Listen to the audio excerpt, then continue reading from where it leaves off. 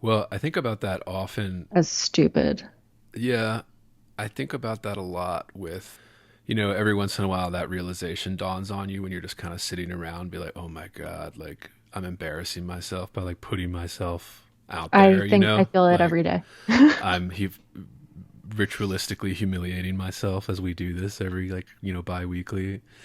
But then I think like, like nobody cares, dude. Like nobody cares until they do, really. So like, It says every once in a while we do one. I'm like, fuck. So I hope I don't sound retarded on this one because nah, whenever we dude. do poetry, that's when it hurts the most, you know? Nah, dude, and I've seen this trend, and this really kind of irritates me, and I see it around big podcasts like Joe Rogan and things like that. People that have, hundreds of millions of downloads a month type thing. God damn, I'm already sweaty. I gotta turn this fucking... But like, just this obsession with kind of fact checking, this obsession with pretending everything is journalism. So like, if people want to get mad at Oh, us yeah.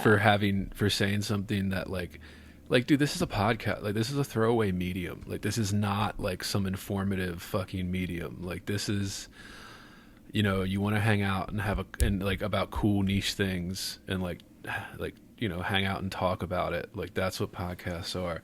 So like when people are like, "Oh, you should be fact checking somebody like Rogan or whatever in real time," it's like, dude, what the fuck do you think this is? Like this is not a New York Times column.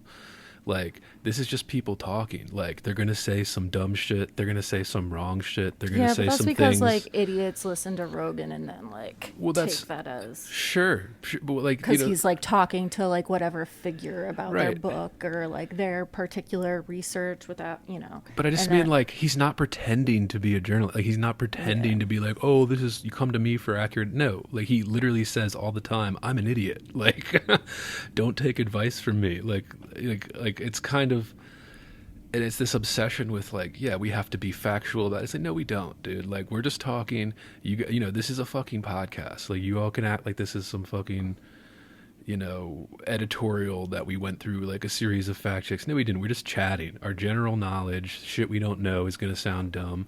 I think we've mispronounced names that are like classic names. Like, who gives a fuck, dude? Nah, fuck these people that want everything like, nah, dude. Everybody wants to pretend that there isn't like this window for mistakes or shit, that everything is journalism. It's not, dude. No, like that's a fake. It's false. False framing. But yeah, that's my rant on that. You see that raw Dahl shit? No.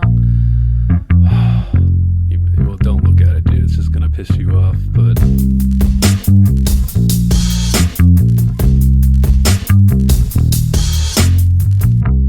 Heavy. Bored. Heavy. I am heavy, heavy, heavy. Bored. I may say that the male is entirely hostile. No! Resources. Life, friends, is boring. We must not say so. Oh, I mean, I feel like maybe. Oh, you know what? Maybe that's what my friend was talking about. But we were also.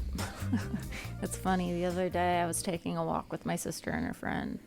We were talking about, that really egregious one that happened at Hamline. oh, the adjunct professor. Yeah, Yeah, we talked about and- this on episode. Was Yeah, it I'm our sure we did. episode 31? I think listeners can go back. The Faulkner episode when that was hot. I know we're on a little bit of delay, listeners, but usually within the same month we talk about things. We'll put the episode out there. If you want us to do it more regularly, fucking sign up. All right. Yeah, we don't have the time or money to be doing this more regularly or more frequently. All right. But we could if y'all subscribed. But yeah, what were you saying? The Hamlin. Yeah, I was talking to someone about it, but I mean, it's the same thing that just happened. So if we do want a little update on the Hamline situation, obviously we know that there has been some movement toward a lawsuit, but also there was just an incident with McAllister, and there was, I believe, a Muslim artist. Whose art was curtained off, right? Yeah, well, I think they just straight up took it down. Right. Yeah. Out of fear of, Offense. Yeah. being Imagined offense, because it's not anybody saying anything. Yeah, It's and imagined I was just like, that's offense. so sad. Like, you're just, It's a aren't you hypothetical. just like hurting the community that like you're trying to protect. But I don't know. It's a hypothetical, I could be, just- possibly, maybe, and therefore we have Yeah. to take action. Like, it's a ridiculous conspiracy theorizing, and we're treating it like it's I sound. mean, I think it's sad. I rational think thinking. especially the Hamline one is sad when you're talking about like an art history class and a 14th century piece of art that is like discussed as being specific, and also then having all the pressure on you to, expand the canon, right? Like, and be Right. and be as diverse as possible, which I think is what this teacher was doing. Would you see the letter that the faculty signed? When I think it was couple after we released that episode, like a couple weeks. Was it in defense of the teacher? Yes. Or- yeah, there was like 120 some faculty. There's always one of those. Every time one of these happens, there's always one of those. This happened Yeah. to... It I looks. don't remember where it was. It was a New York school, maybe. It looks like Where that happened to a chem yeah. professor. It looks like.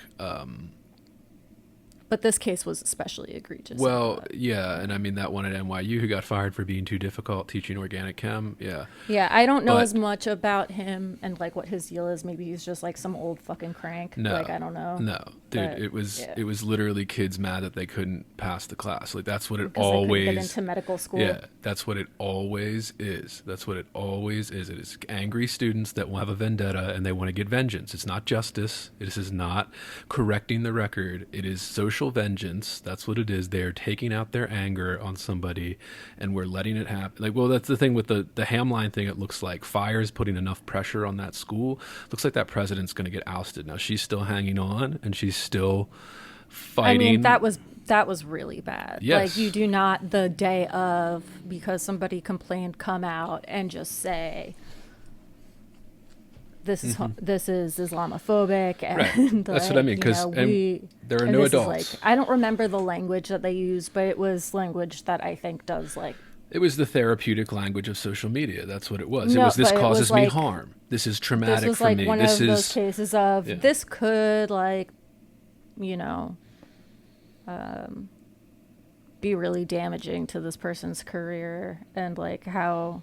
I mean, damaging. How It is, destroys like- it. Like it Yeah, I destroys mean, it. like, Like there's how not is just this- damage. It is over. Yeah. Like this is But the also, problem. like, how we keep pretending. how does the person who sent out that campus-wide email still like have a job even after walking back his statement? It's just like, dude, that's so not okay. well, no, that's the Who thing. signed off on that? Like, I mean, Well, we yeah, keep pretending that this one side that keeps insisting we need to censor, that we need to fire people, that we need to limit people, that we need to take away rights. That's what we need to do to make things fair, right? That's the logic behind it.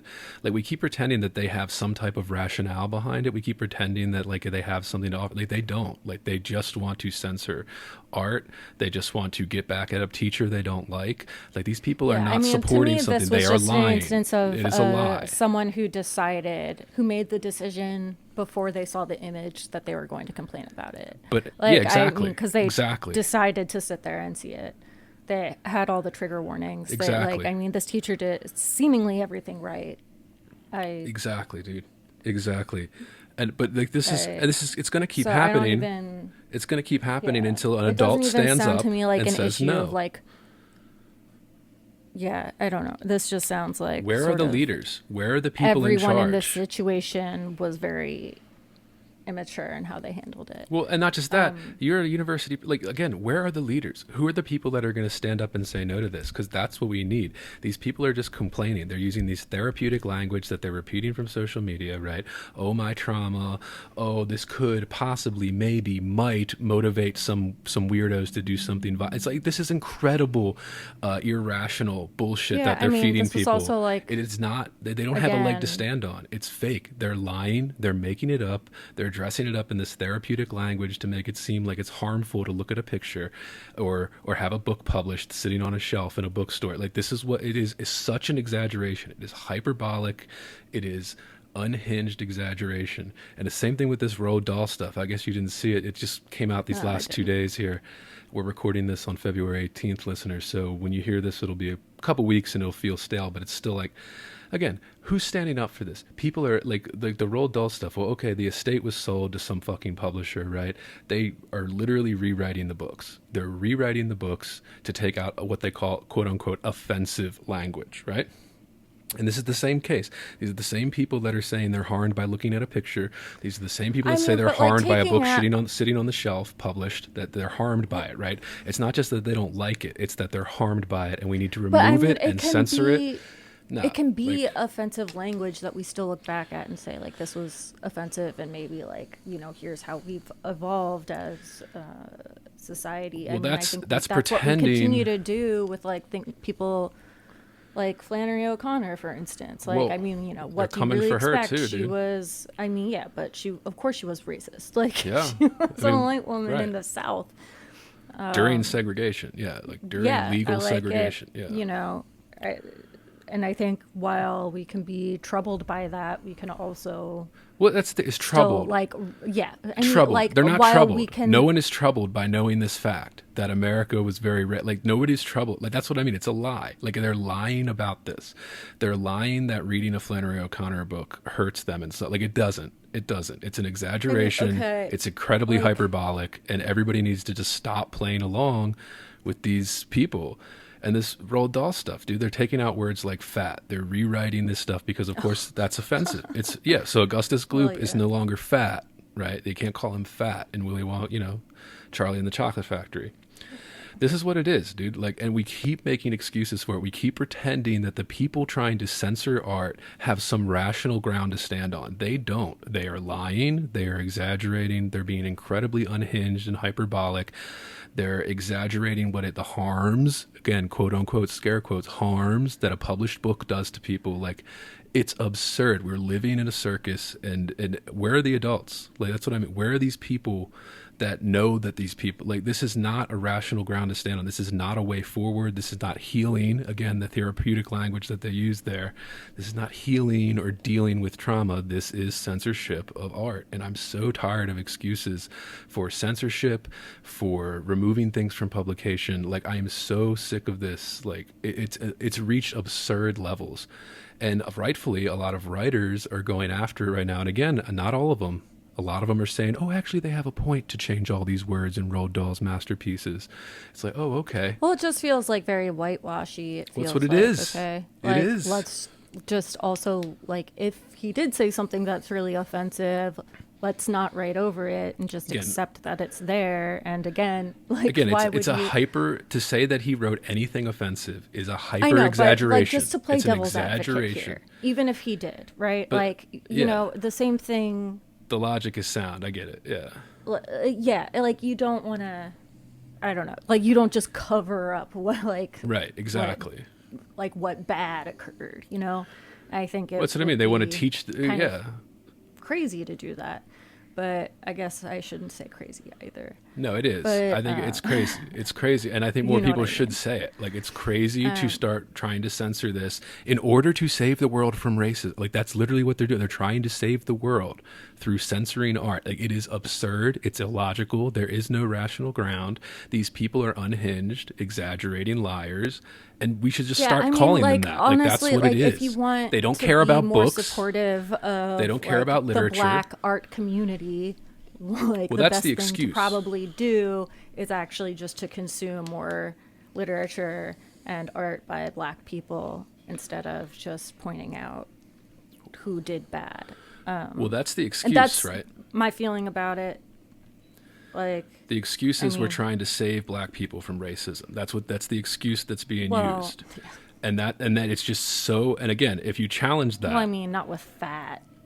Well, that's the logic. If you break it down, that's the logic behind it. We're trying to, again, with fat people, they're trying to save fat people from offense or fat people from shame. It's the same logic applied, right? So if we're trying to be heroes through literature by censoring art, by rewriting things, by trying to pretend that, yes, that like it's contradictory in terms of acknowledging the history, right? Like that's a line everybody uses where it's like almost everybody agrees, acknowledge the history. Like nobody's denying this fucking ugly history, right? But we are denying it if we're censoring works from that time. Oh, yeah. Like it's just, it's unbelievable. It's illogical. And these people are liars. Their entire job is to find moral emergencies that don't exist. They will manufacture them, and they will say that a book being published is so harmful. A book sitting on the shelf for sale is so harmful. Like again, like that. When you put it that way, if it doesn't seem ridiculous to you, then like you need to like reevaluate your situation in some way. It's so ridiculous. Like this book is not harming anybody. It's a fucking book. And we don't need to censor these pictures. We don't need to go to the lowest common denominator. And we just keep making excuses like we're trying to save black people from racism, like we're trying to save fat people from being shamed or something, as if fat people don't exist, right? As if you can't look around in the world and see fat adults, fat little kids, right? We have to pretend they don't exist because otherwise it would be shame. They would feel bad about it. Like, again, and that people keep trying to rationalize this away with arguments, but the problem is that the argument for censorship is not rational. It is an irrational, exaggerated, hyperbolic claim, and everyone thinks that we can just rationalize it away. We can't rationalize it away. These people are going to keep trying to censor things as long as we let them. And why I keep asking, where are the adults? Where are the leaders? Where are the publishing houses that care about books, that care about art, that care about literature? Where are they? Because they're literally bending over backwards to do this fake, illogical bullshit. And I'm just so sick of seeing it, dude. Like, I'm so sick of it. It's ruining the art. Like, it's ruining art. It's ruining books. It's ruining so much. And everybody's just like, oh, well, it's a tough one. Like, no, it's just like the Hamline thing. It's not tough. It's pretty clear cut if we're doing it rationally, but we're not. Like, we keep pretending that these fucking idiots that are making things up, repeating things they heard on social media have a point. Like, they don't. They just want to censor art. They just want to be in charge. They want to control how you can express yourself, how you can do it. They want to control everything. Like, I mean, I think there are some who are probably well-intentioned, right? Like, I think they tell themselves that, but I don't think they are. With the case of the word fat, I don't think it's that they, like, want to pretend that they don't exist so much as they want to change the language around it, right? But either way. Which is still censorship. It doesn't typically feel very helpful. Because it's not. It's just censoring art. And then saying we solved the problem. Like, I mean, Emily Dickinson was probably an uptight bitch. Yeah. I mean, who knows? But yeah, I mean, this will be talked about. We really don't know a lot. I mean, I guess we could know more. We could read her letters, which I have not. Still really have not read most of her at this point. Yeah. Again, they're going to come for Dickinson soon, too. This is what I mean. Like, it's starting with the kids' literature. It starts with the kids' literature, right? This is what people, it's children's books. It doesn't matter.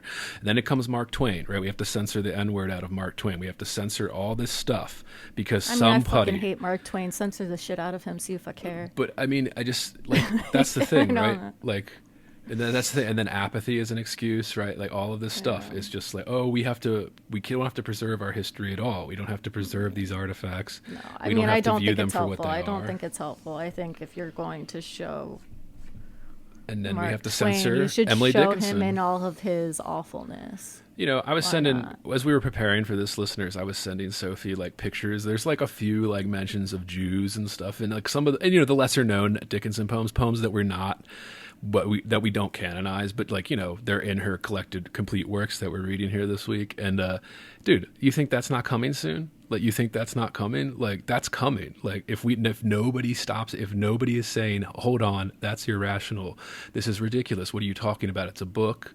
Like, no, like as long as nobody's saying that, like, they're coming for everybody. There was one edit to Dahl and Matilda. They took out the reference to Rudyard Kipling, the British poet, right? Mm-hmm. They took out a reference to him and they inserted like Jane Austen or something garbage. Like I mean, whatever. Jane Austen, people like Austen. She's an important writer in the canon. I'm not a fan, but I know a lot of people like her. Whatever. You don't have to like everything in the canon, like it's just there as a record. Like, it's just there. I don't, but I've really only read that one book, which is not known to be her strongest. In fact, might be her worst. Well, they're coming for it, dude. We saw this with poetry. We saw this with Berryman. dude. Like Berryman, it was 5, 6, 7 years ago. Everybody is saying, oh, you're not supposed to read. Oh, we should censor it. Oh, we should take it out. You know, like all of this stuff, dude. Like it's not going to stop. And that's what really irritates me about it. And listeners can bitch. Listeners can say they agree with us. I mean, we're right, so they should agree with us. But like, it's gonna come. Like as long as people keep making excuses for it, keep pretending that people are harmed by an image, harmed by a metaphor in a book, harmed by written words on a page, as long as we pretend that that has credence, it's going to get worse. And this is what leads to all of it. Like it's absurd. And part of the reason that we started this podcast, I couldn't stand what I was seeing. I was looking around feeling like I was fucking suffocated because everyone's saying, oh, this is bad. You can't read that. We have to censor this. We have to change these. Like, and I'm just looking around going like, is anybody going to say how crazy this is? Like, this is literally 1984 shit. And of course, everybody gets mad when you make that reference because it's not 1984. We're definitely not changing and rewriting books. And again, it's this excuse that we're trying to, you know, save people through censoring art. Like it is so Puritan. This is what the Christians did. This is what the Spanish Inquisition did. This is what the Puritans did. This is during the witch trials. Like they are trying to censor people for their own good. And it is so absurd. Where are all the writers? Where are all the writers standing up to this? Like I saw Joyce Carol Oates doing her usual kind of like, this is insane, but nobody else with any prominence is standing up and saying, this is insane. Stop listening to these children. It's just, I mean, I'm furious about it, obviously, you can tell, but like, you know, like I said, they're coming for all of it. So I'm glad I have a copy of Dickinson before they fucking censor that shit and you can't get it anymore. Like what they're doing with the Dahl shit. I think I just got rid of a copy of Going Solo. Really? Or whatever. Yeah. Really I pisses think that's me the off, only man. Roald Dahl book I still owned. I think I got rid of it last summer. Really irritates the shit out of me. And because it's so fake. I just gave my copy of the collected Flannery to a friend. I was going to say, dude, you better be careful. That's the next one, dude. They're going to start censoring that. I mean, that one's already sort of come under fire, and I think that's pretty quieted down, at least in, I don't know. I haven't been looking at, like, the social media literature world lately. Yeah. It's incredible to me that anybody's taking it seriously, but of course we have PhDs taking it seriously, writing defenses of it, so it's going to get worse until somebody stops it, and it looks like nobody is. So listen to this podcast, subscribe to this podcast if you are concerned about this bullshit, because we don't stand for it. Fuck that. Fuck these goddamn Puritans, dude. I'm so sick of this Puritan bullshit described as being nice. Like, it's so... Being nice, well... Yeah. Well, that's what it is. It's because, we're just trying to make it better. We're just trying to be nice to one another. That's all it is. We're just asking you to, censor everything to be nice. Like, fuck off, dude. It is Puritan bullshit. It is witch hunting. It is persecution. It's the same thing throughout history. If you're the ones trying to censor art, you are not the good guys, all right? Like, that's just what it is. It's crazy. But all right, I'll stop ranting about this. I just saw it today and I'm like, holy fucking shit, these people, dude. Editors, publishers, stop hiring 20-somethings to censor books. Like, please, stop. You don't have to do it. You do not have to hire 20-somethings to censor Roald Dahl. Like, it doesn't have to be done. But we're pretending it does, again, to save the world from what, I don't know. I don't know what they can't say it either. They don't know what they're trying to save the world from. I've had a lot of fucking coffee and I'm roaring to go now, so. Emily Dick. I'm Dick. Pulling out the dick. Get your dicks out. Pull out your dicks and listen That's up. really like the least Emily Dickinson thing we could say, probably. But Emily Dick. All right, so yeah. What the fuck podcast is this, Soph? This is Heavy Board. Not Andrew Wittstadt. And I'm admittedly a little bit bored. And today we're doing the complete poems of Emily Dickinson. And this one's going to be, as we said earlier, listeners, we're cutting this into several parts because we both love Dickinson and we want to do it right. We don't want to squeeze this like 800-page volume of her poetry into one, 2-hour episode. So we're going to break this up into a couple parts. We're aiming for like 3 or 4, but we'll see how it goes, depending on how in-depth we get here. Yeah, I also don't want to make myself hate Dickinson by like sitting down and reading, thousands of poems straight. Do you think that's... You won't. Yeah. You won't. I will. Because I read everything 8 million times and I just mean, like, is that even... I don't think it would be possible for me to hate Dickinson at the end of this. No, not to hate her, but, like, not to have get the burnt reverence. out on it. Yeah. You can get... I was getting a little burnt out. So what we did, listeners, we have the same version of this, the Thomas H. Johnson version. The title page here, sorry. So this is Back by... Bay Books. Yeah, Back Bay Books, Little Brown and Company imprint. And originally, I think this version came out... let's see here. 1960 was the first version of this version of her work. So this is the one put together by Johnson here.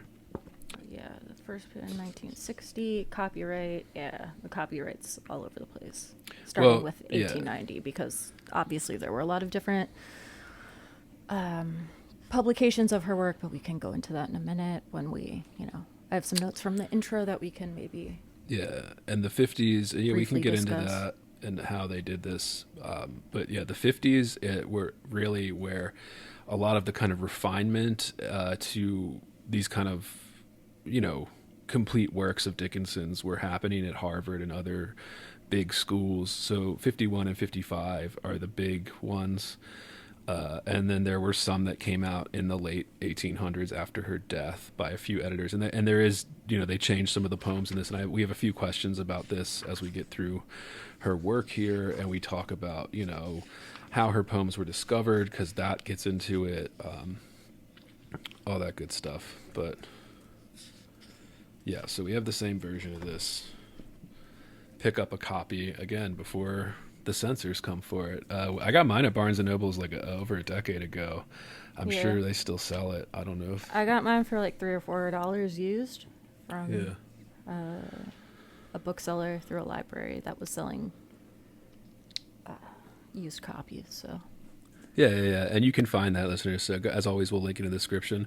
We may also reference this Helen Vendler book that Sophie and I were referencing throughout, just called Dickinson. Helen Vendler, if you don't know, is one of the lead. I guess she's still alive, but she's very old now. Towards the end of her life, she's not putting out a lot of work. But she was one of the premier poetry critics of the 20th century. She was kind of Harvard's big poetry critic for the last half of the 20th century there, and still today. Well, I think she's mostly retired. I think she's very old now, like in her 90s, and is... She's gotten some heat similar to Bloom, too. Yes, because she defends the canon from this kind of rewriting of it and all of that. And if you do that, you're considered against the noble cause of censorship and rewriting history. Yeah, she definitely also, I really like Vendler. I also think she, whatever statements... she's made on that. She made some statement that talking about the made 2011 crazy. Probably, yeah. Rita Dove edited book. I don't know. She wrote it. That was a controversial thing in 2011. She wrote this article about how she disagreed with a lot of this kind of same thing as Bloom, this kind of ever expanding canon where everything is good, therefore nothing is good, right? And I think she probably got some right, some that. wrong there, and I think she also used maybe the most angry, crotchety kind of old lady language that she could have, but what you gonna do? Well, we don't you have could talk a about lot semantics, of big but her arguments sound. Yeah, we don't have a lot of major ones.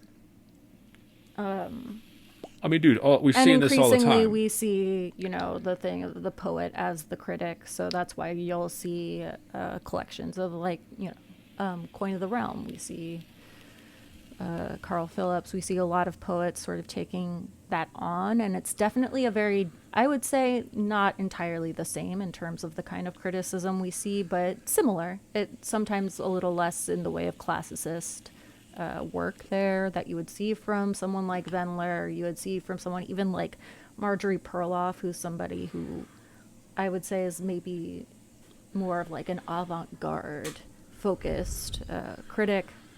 You still have David Lehman, I guess. Is he still around? Like, I don't know. He edits like every big fucking collection. And there are several others. I have quite a few good ones, I think, on my shelf. And we do try to do that on this podcast. So a lot of the nonfiction we do on this podcast is mostly poetic kind of theory and craft. Why do we do that? Not just because Sophie and I are specialized in poetry here, but because, and we're trained, formally in poetry, but like, because I always say, dude, like, not enough fiction writers are reading poetry, and like, not enough fiction writers understand poetry, and it's really hurting literature. Like, this is a huge part of literature, and people just pretend that poetry can be ignored, that it isn't the most sacred of crafts. And we both complained about this, how, I've said it before that I had teachers in my MFA program who were specialized in fiction and did not feel comfortable discussing or judging poetry, and would go to the poetry students to ask for help if they were supposed to be judging something. And I was like, oh, that's a bad look. Don't admit that to me. This is anecdotal, but I was going down a rabbit hole on YouTube the other day. I was going down a Jonathan Franzen interview rabbit hole on YouTube, and I was watching a lot of the clips and videos of various interviews he's given over the last 20 years.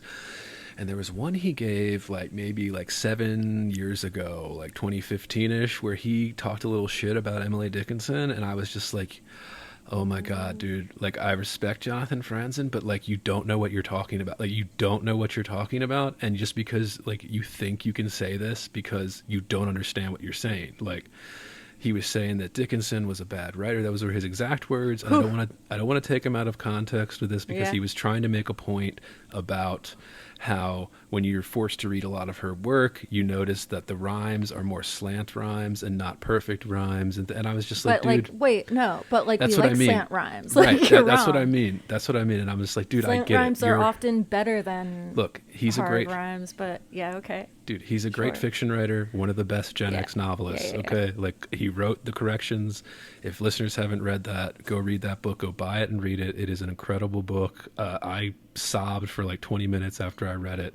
But like, dude, I'm just like, no, Franz, like, you don't understand what you're talking about. Just stop opining about Emily Dickinson here. Like, and I get he didn't mean anything by it. He was just talking about writing craft, and it was just something he said. Like, I think we also give way too much weight to writers just sort of talking shit. I mean, here we are, like, we say, yes, we are formally trained, but maybe more trained in poetry than most. But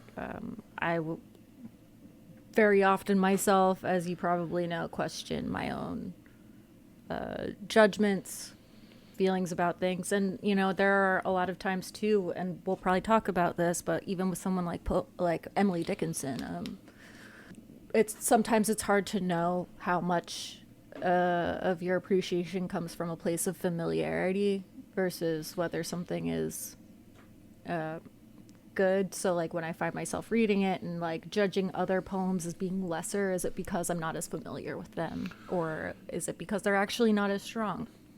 I think and so it's you can find yourself in that, and you can find yourself in that place even with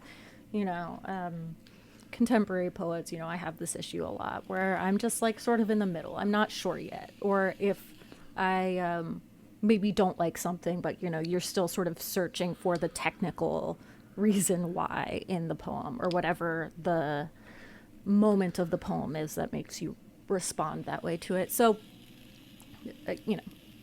I think maybe sometimes we just give too much weight to someone saying like, this is my preference, this is what I think, when really that is mostly what they're saying. Is if someone's saying like, I don't think Emily Dickinson's a good writer, or they're just saying Emily Dickinson was a bad writer, you just have to remember to put the words I think in front of it, right? Because we all cut that out. We all try to be more of an authority on it when we speak. It's one of the first things that you try to teach students in like a college English class is like, drop that out of every thesis statement, drop that out of every claim you make, just stop putting I feel like, I think that. And it's something that I say a lot when we're just talking, but, you know, I think we do tend to see that and put too much, take it too much as like, this is, you know, what they believe and are immovable on it. And I think that's very rarely true. Well, even so, like, this is what Bloom talks about, and when he talks about living with the poem or living with the literature, so reading and rereading and memorizing and living inside of it, kind of thing. I think that's what he means by it, where he's like, you know it so well that it like that you start to understand deeper. Like, you can't help but start to understand like the deeper meanings and things like that. And if that's you what take the time to really live with it, know it, the kind of thing. Well, yeah, and that's what really, you know, builds the love of a poem, right? Like, and that's what I'm talking about really when I'm talking about that sort of level of familiarity. I mean, we do the same thing with music, right? You might initially kind of hate a song, and the more you hear it, the more it gets stuck in your head. You begin to like it. And so I just want to point out, you know, we just read 200 pages of Dickinson, which, if you know, like, her poems are pretty short. So, you know, you'll see at least like 4 poems per, you know, each 2 pages, right? So at least 2 poems a page. Many of these poems we have not lived with yet. Right. Many of these poems we're the just more reading, famous and ones, you know, and we're not, sure. But like many, you know, that's not most of them. And many of them we just read and said yes or no, or sort of thought about what we thought maybe the main themes were, or looked up some of the words to make sure that we had something of a central understanding. Right. But we haven't lived with most of these poems yet. So as we're discussing it, I just want to point that out, you know. Yeah. And we'll get to that. What we say is not necessarily the end of the conversation, or like the most, what I mean, or at least in my world, right? I can only really speak for me. I mean, some of my notes are just like, this one just says funeral shit next to it. Like, well, that's, I think I have that on poem 53, but you know, it's like, and that was just a note to me to make sure I sort of had that context as I was talking about it. But you know, I'm far off from having lived with poem 53. Well, still, but like that gets back to what we were talking about at the very beginning when we started recording this, like this obsession with everything is journalism now, right? Like as if we're doing some like, you know, tell all end all thing on Emily Dickinson. It's like, no, we're doing a deep dive for ourselves, like that, like, and then and listeners that want to just doing some join personal in. Enrichment, right? And then, you know, this is not some type of like research thing. This is, I mean, we do it when we're curious, but like we're not, well, let's find the answer. Like it's not like that. That's what I mean. Like, get back to this. Well, the whole thing, every side, everything must be. Nah, dude, no. Like, this is just our opinions on what we read. Yeah, I think if we were reading like the Selected or the Helen Vendler, we would probably do deeper dives. And of course Helen Vendler's comes with her essays and breakdowns, and you may or may not agree. I think when you're reading someone like Vendler, it's always fun to try to find if there's any place where you might disagree. So really try to give it your best before you read her essay about the poem, see if your interpretation is different. And obviously she is more like educated in Dickinson and has read more of Dickinson, so I do tend to defer, but you know, those that aren't familiar with Vendler's work, she has, you know, every scholar has a few poets they're obsessed with. She's obsessed with a few, just like, you know, all the rest. Dickinson is one, Stevens, you know, I think she's really obsessed with Keats. Yeah, she's really obsessed with Hopkins. Keats. You know, there's a few. Everybody has their favorites. I'm just taking those from one of her books about style and how it changes over time. Maybe it's the breaking of style or something like that. I can't remember. She's written some interesting ones. I have her one about poets thinking, where it's about the diaries and kind of paired with their work at the time. That's really cool. I'd like to read that. And you know, you get speculative when it comes to that. But and she's very readable. She's very readable, I think. And she's open to saying that this is a speculative assessment, but this is what the evidence, I think, says. You know what I mean? Like a good scholar would say, is like, we're speculating now, but just follow with me on the evidence here and see what you think. You know what I mean? because of course she's a Harvard trained, scholar. All right, let me do fucking housekeeping before I forgot last time, Yeah. and then we'll get into this book. Okay, so those that don't know, we have a subscription plan. You can subscribe to full access to this podcast to receive uncensored episodes only for subscribers, bonus episodes, etc. Go to patreon.com/heavyboard to get full access to this podcast. If you don't want to do that, can't afford that, there are other ways to support us. You can go to our YouTube channels, give us a subscribe, a like, a share on those. Either our Clips channel at Heavyboard Clips or our main channel at Heavyboard. That helps us out. You can also give us a 5-star review. That's another free way to support us. You can go to Apple, Spotify, leave us a 5-star review. That helps us out, helps us grow. Free way to support us. And as always, we're still looking for these kind of workshop horror stories. If you've had a terrible experience in a workshop and you want to share it with us, we'd love to hear from you. Send that to heavyboardpodcast@gmail.com in excruciating detail. And we'd like to have a good time with it on the podcast. Yeah, that's it.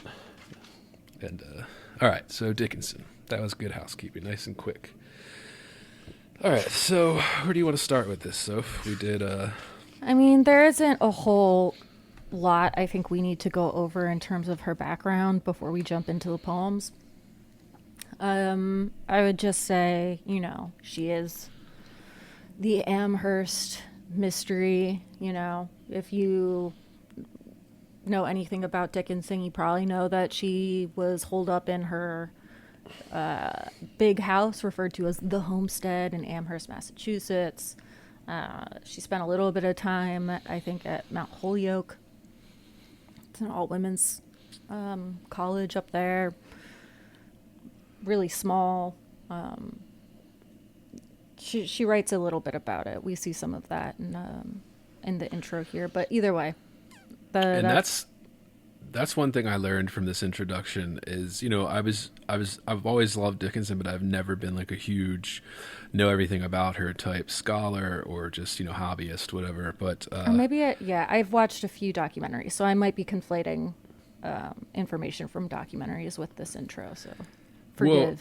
Well, that and her, like, I just, when we're taught about her in school, I think there's kind of this overemphasis on the later years of her life, like after her parents died and stuff. And she was kind of this hermit that locked herself in her bedroom and wouldn't leave. Like we're kind of, they portray which that. Which is true. Yeah, which is true. From what but that's we know, portrayed as like, from what I understand.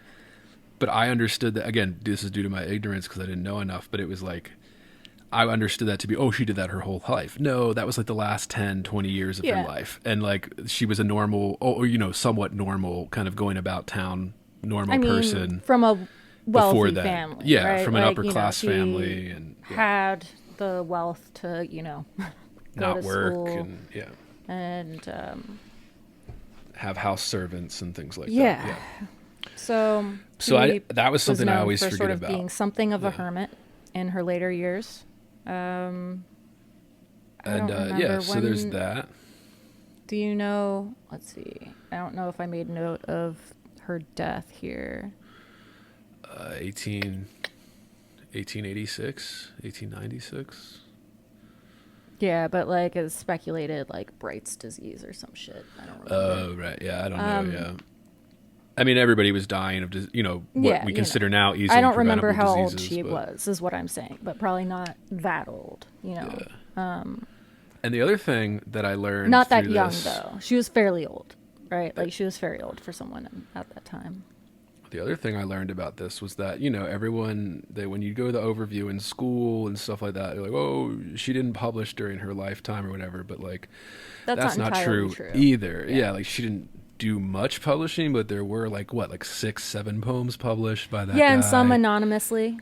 Higginson is the guy that she wrote to. I think there were a couple poems that maybe were published anonymously, and that was maybe something of a trend at the time. I think that wasn't unusual to publish poems without the name. Yeah, and that might have been. I think that might have been in like a school journal, maybe at Amherst or something. Yeah, and April 15th, 1862 was when Thomas Wentworth Higginson received a letter from Emily Dickinson enclosing 4 of her poems. And then this next paragraph on page 4, or page 6 of the introduction, sorry, these fucking Roman numerals, the editor, the main author, Johnson, writes, the importance of the correspondence with Higginson thus initiated and continuing throughout Emily Dickinson's life cannot be exaggerated. In the first place, the 4 poems she initially selected reveal that in 1862, the poet was no longer a novice, but an artist whose strikingly original talent was fully developed. She enclosed Safe in Their Alabaster Chambers, that's number 216, I'll Tell You How the Sun Rose, number 318, The Nearest Dream Recedes, Unrealized, 319, and We Play at Paste, 320. What embarrassed Higginson about the poems was his inability to classify them. In 1891, he wrote an article describing this early correspondence. Quote, the impression of a wholly new and original poetic genius, he said, was as distinct on my mind at the first reading of these 4 poems as it is now, after 30 years of further knowledge, and with it came the problem never yet solved. What place ought to be assigned in literature to what is so remarkable, yet so elusive of criticism? Higginson's problem was compounded by the fact that during Emily Dickinson's lifetime, he was never convinced that she wrote poetry. As he phrased his opinion to a friend, her verses were, quote, remarkable, though odd. Too delicate, not strong enough to be published. Yeah, so that's straight from this introduction of this book. But yeah, as you know, if you know probably at least maybe Safe in Alabaster Chambers, depending on how familiar with the poet you are, you might not know the others. You might know I'll Tell You How the Sun Rose. Well, I think it's interesting. I think we're going to get to this as we get towards the end of this episode, but the fact that it was after she had already written these 200 and some, over I mean, that's 300, wild, 400 poems, right? and then picked what she thought were the 4 best. And as reading through, you can and none of them tell. before the tell. 200 mark. Yeah, right. You so can she had tell. already written 216 poems before selecting these. And as we're going to get to this, listeners, but as you go through this, like reading the first 200 pages of this huge 800-page book, as far as we can tell, poems, you can tell, like there is a point in that, 1859, 1860, 1861, and then 1862, as these poems you go through in order, like that's where the magic started to happen. Like right around there is when she became, around page 100. Yeah, like you said, we see Safe in Alabaster Chambers, and then and from there, that's around where the poems do start to really feel what you know of as Emily Dickinson. Yeah, more like like her style, her unique song style, her unique rhythm. We really begin to see a more, I would say, I'm hesitant to say uniform use, but more expanded use maybe of the M dash as punctuation. And you see that. We always say this. This is why you need to read a complete works of, especially older writers, where you can get all their works. They're not putting out anymore, right? And you can see it. If you're interested, you can see this growth. You can see what's happening here. Yeah, in places it feels a little tighter, but there are earlier ones that stand out too. There are poems before this point that are big ones, and we'll talk about some of those too. We probably won't get to all of them. But one of the cool things is also just seeing the progression of her obsessions over time, how they sort of play on one another, how, for the first, I don't know how many, you see her starting to sort of play with all of the themes that I think become more realized in the later poems. Everything from, obviously she was someone who was obsessed with the idea of what poetry is, what it does, and, immortality, not just as something religious, but also something tied to being a writer, right? Maybe not the cleanest way I might have said that, but it's fine. Yeah, but it's like something going back to, Shakespeare, even before that, right? Like the immortality. Yeah, I mean, really early on, my wheel is in the dark, I cannot see a spoke, yet know its dripping feet go round and round. The last couple things, before we get to poems and the introduction, what do we think of the grouping that is used in this? Because Johnson does take time to give us in a little footnote on the bottom of page 8 in the introduction here. on like the packets. Her poems were discovered after her death, sewn into these little packets, but not just sewn. There were scattered ones, but there were organized ones as well. And people have taken some liberties with that. So Johnson is trying to be completely transparent in how he's doing this and how he grouped them. I was saying, what do you think of these groupings? Whereas you can see the years, she kind of grouped them by year. And in the Vendler book, there was some more scholarship on this after this book came out, where people started to use, like kind of forensic evidence, like watermarks, how they line up, what order were they originally in when she put them away in that drawer type thing, that they've tried to kind of, make more accurate, more what it was when how she intended it or something. But yeah, I don't know. Just what are your thoughts? I don't know. I mean, I haven't revisited the Vendler intro, but I did find that I felt there was like a natural movement from one to the next. So I did appreciate that. I don't think between this copy and a Vendler, which again we're looking at with Vendler selected, a very limited collection where you wouldn't necessarily see the movement from one poem to the next poem, or start to see sort of how her formulas work, how her mind is working, like how she's sort of trying to flesh out the same idea across different poems. I liked that we could see a lot of that happening close to one another. But then I know like there are some poems that I kept thinking, like, this is the same sort of formula she's using for something that comes later, like the zeros taught us phosphorus. Well, or... Yeah. But I just mean, like, you can see it here in the grouping. So in 1858, there were 51 poems sewn together in a packet. In 1859, there were 93. 1860, 63. Right. 1861, So 85. those... And then 1862, 366 poems were tied together from that year. And that's the year, as we already mentioned, where you can see Dickinson became Dickinson, like the one that we know today. And you can recognize her kind of style just from reading a few poems. And it's kind of like, yeah, that was a very productive year for her, it looks like, and the way she kind of grouped the poems, if we're to believe that's how they're put together. And, after that, it was like 140 in 1863, 64, 172. Like, this just kept being more and more, like these hundreds of poems a year. And you can see it grow. You can see it get there. But yeah, that. And then the last thing I had to ask is, what do we think of the edits put in after her death by Higginson in the one hand, but then her sisters, and then, the women that helped make sure she was a remembered canonized poet after her death, kind of in the late 19th century, early 20th century. In this copy, I think the idea was it not to try to restore them as closely as possible to their original state, right? Yeah, or the state that she intended. In this version. But I just mean, like, that's something that we have to grapple with in terms of, like, you have no control over this stuff once you're dead, but, like, she seems to have been, so many people were putting their fingers in there, well, and kind she of thing. knew, well, and we know how she felt about it, right? Because we know that she saw some of her poems published or looked at by Higginson, right? And that he had changed a lot. Or that it was him, right? Yeah. Him and then a few others where they edited out mostly punctuation changed stuff. Her punctuation. I think the most egregious ones, he changed words around to make a perfect Yeah. rhyme instead of a slant rhyme and things like that. And, just inconsiderate things like that. But, that's something that I think when you're talking about Dickinson's complete works, we just have to mention, that it's there is some bastardizing that took place that we just we can never know. As non-scholars, I think, at least for me, I just sort of accept it. It's something that I'd be happy to...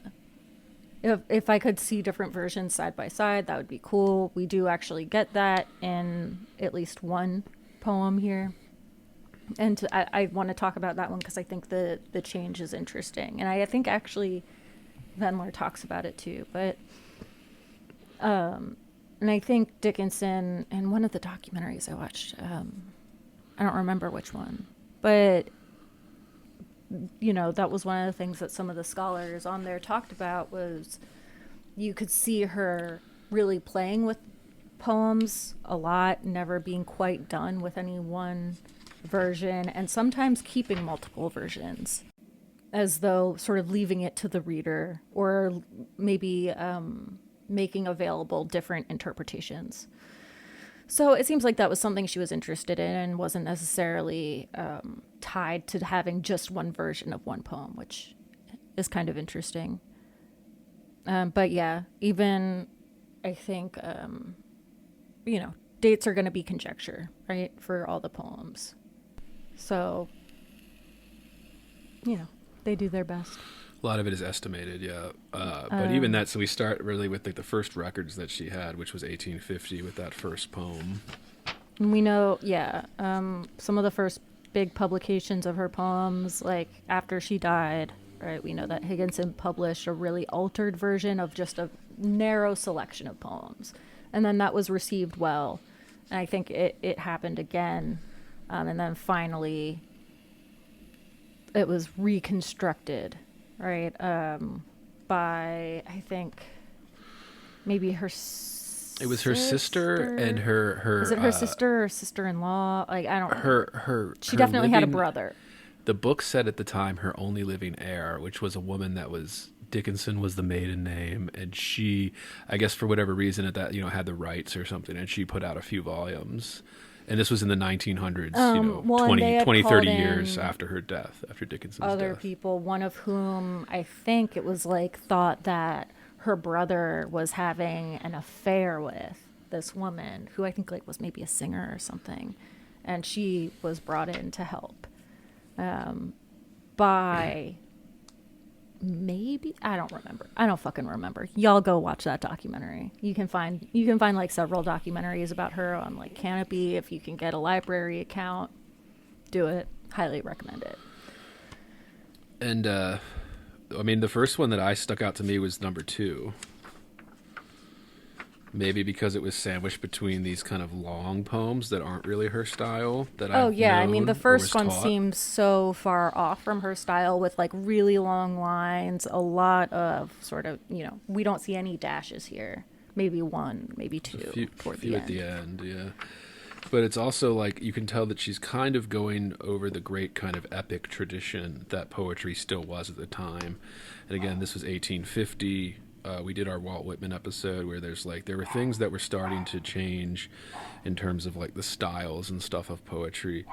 But number 2 is the one that stood out to me because it was just, this is the one that kind of right away shows her style already, what she was trying to go for, and not just copy, the kind of epic form that poetry was. Yeah, and this is a case where I think mostly like Emily Dickinson is Emily Dickinson in her poems for the most part. Like, I mean, right. Maybe a step removed, but here we do see an address to her brother, Austin. Right. There is another sky ever serene and fair. There is another sky ever serene and fair, and there is another sunshine, though it be darkness there. Never mind faded forests, Austin. Never mind silent fields. So there we see a direct address to her brother at the very end. Prithee, my brother, into my garden come. Yeah, and we just see her little kind of rhythmic use there where we see that. I just noticed it as the first development for that, for me. Yeah, and we know that she uses the hymn, right? Maybe not until a little bit later, but that was sort of her. It seemed to be her big influence, right? Hymns. Yeah. Vendler makes this point that the King James Bible, that version, is the one that Dickinson would have known. Yeah. So she was no doubt well versed in that, as she was, upper class educated woman at the time, and I'm sure there was a lot of scripture reading and the hymnals, right? That's music. There's a lot of music in those old hymns. Like there's a lot. I mean, they're meant to be kind of sung. They're so old. That's what it still was, kind of. And I think Johnny Cash has said things like, you know, he learned how to sing and dance by singing the hymns, like when he was a kid in like his poor little town with his mother and shit in church, you know, like that was everybody singing the hymns together and things, and it gives you kind of a sense of rhythm, expectation, kind of. But, you know, that's neither here nor there. I marked number 11. What did you mark in this kind of first couple pages here? I think I marked 12. 12. Okay. The Mourns are meeker than they were. Nice. And those are both 1858 poems? Yeah. And they're both kind of, they're more condensed than those first couple. We're starting to see, again, like this stuff take place. Which one did you want to talk about? 12? I mean, which one did you say you had marked? 11, the one right before it. So I imagine they were composed in sequence at some point. Although 12 is one that I guess was published right after her death there in 1890 for the first time. Oh, I think I also marked 10, but that might have just been for rhythm. Well, that's I mean, part of why I marked them. I mean, like, just in these early ones, yeah, you see, like, she's using that ABCB rhyme structure.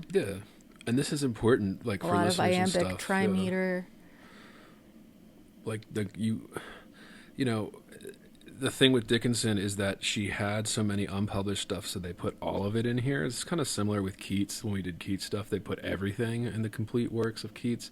So, you know, not all of it is good. Not all of it is masterpieces, like her masterpieces that we get taught in school and stuff in a basic kind of English curriculum. But, like, seeing how she developed this, like, you're not going to be a perfect, great poet right away. Like, you have to spend a few years working up to this and then kind of finding your own way. Like, and it's clear that she did that very quickly, at least by the record of the stuff that we have here in this book. And just, yeah, when I got to these kind of 10, 11, 12 poems in, you're starting that is becoming very apparent to me. And that's just why I started marking it. Do you want to read one of these or talk about one of these? Yeah, sure. Which one? I mean, I'll do 10, 11, or 12, whichever one you want. You know, I really struggled with 10 a little bit. I felt kind of dumb. That one's my wheel is in the dark. I cannot see a spoke, yet know its dripping feet go round and round. My foot is on the tide. That feels very Dickinson to me. My foot is on the tide. I did see something in Vendler's that she never actually saw the ocean. Really? Because she never really left that town. But I don't know if that's speculation or not, because she was upper class. She could have traveled, you know, kind of any time to a beach house or like a shore house or something for the summer, you know, like the upper classes would do then. But, I mean, they still do now, but, you know. Yeah. I just, in 1858, and then number 11 is where I saw, again, this kind of, just like a number 2, you start to see her key, like her kind of like, you know, I say key as if it's like music, but like, yeah, like you start to see just like her style with, I never told the berry gold upon the hill that lies. I saw the sun, his plunder done, crouched low to guard his prize. He stood as near as you stood here, a pace had been between. Did but a snake bisect the brake, my life had forfeit been. That was a wondrous booty, I hoped 'twas honest gained. Those were the fairest ingots that ever kissed the spade. Whether to keep the secret, whether to reveal, whether as I ponder, kid will sudden sail. Could a shrewd advise me, we might even divide. Should a shrewd betray me, atropos decide. And you just see that kind of music, right? Like you just see this kind of built-in rhythm that forces your reading with this. And then when we get into the M dashes here as well, kind of this kind of the rhythmic use of them. And this is all over scholarship. Anybody that's remotely interested can get into this, but like, you notice that first here she's using the M dashes more in towards the end rhymes to imply either the abrupt stop or the hold. And then as we move along, as we'll talk about here, it starts to move into the poem. Like it starts to be used inside the different stanzas, like internally, not just on the end lines, not just as like a little, like it starts to pace the poem.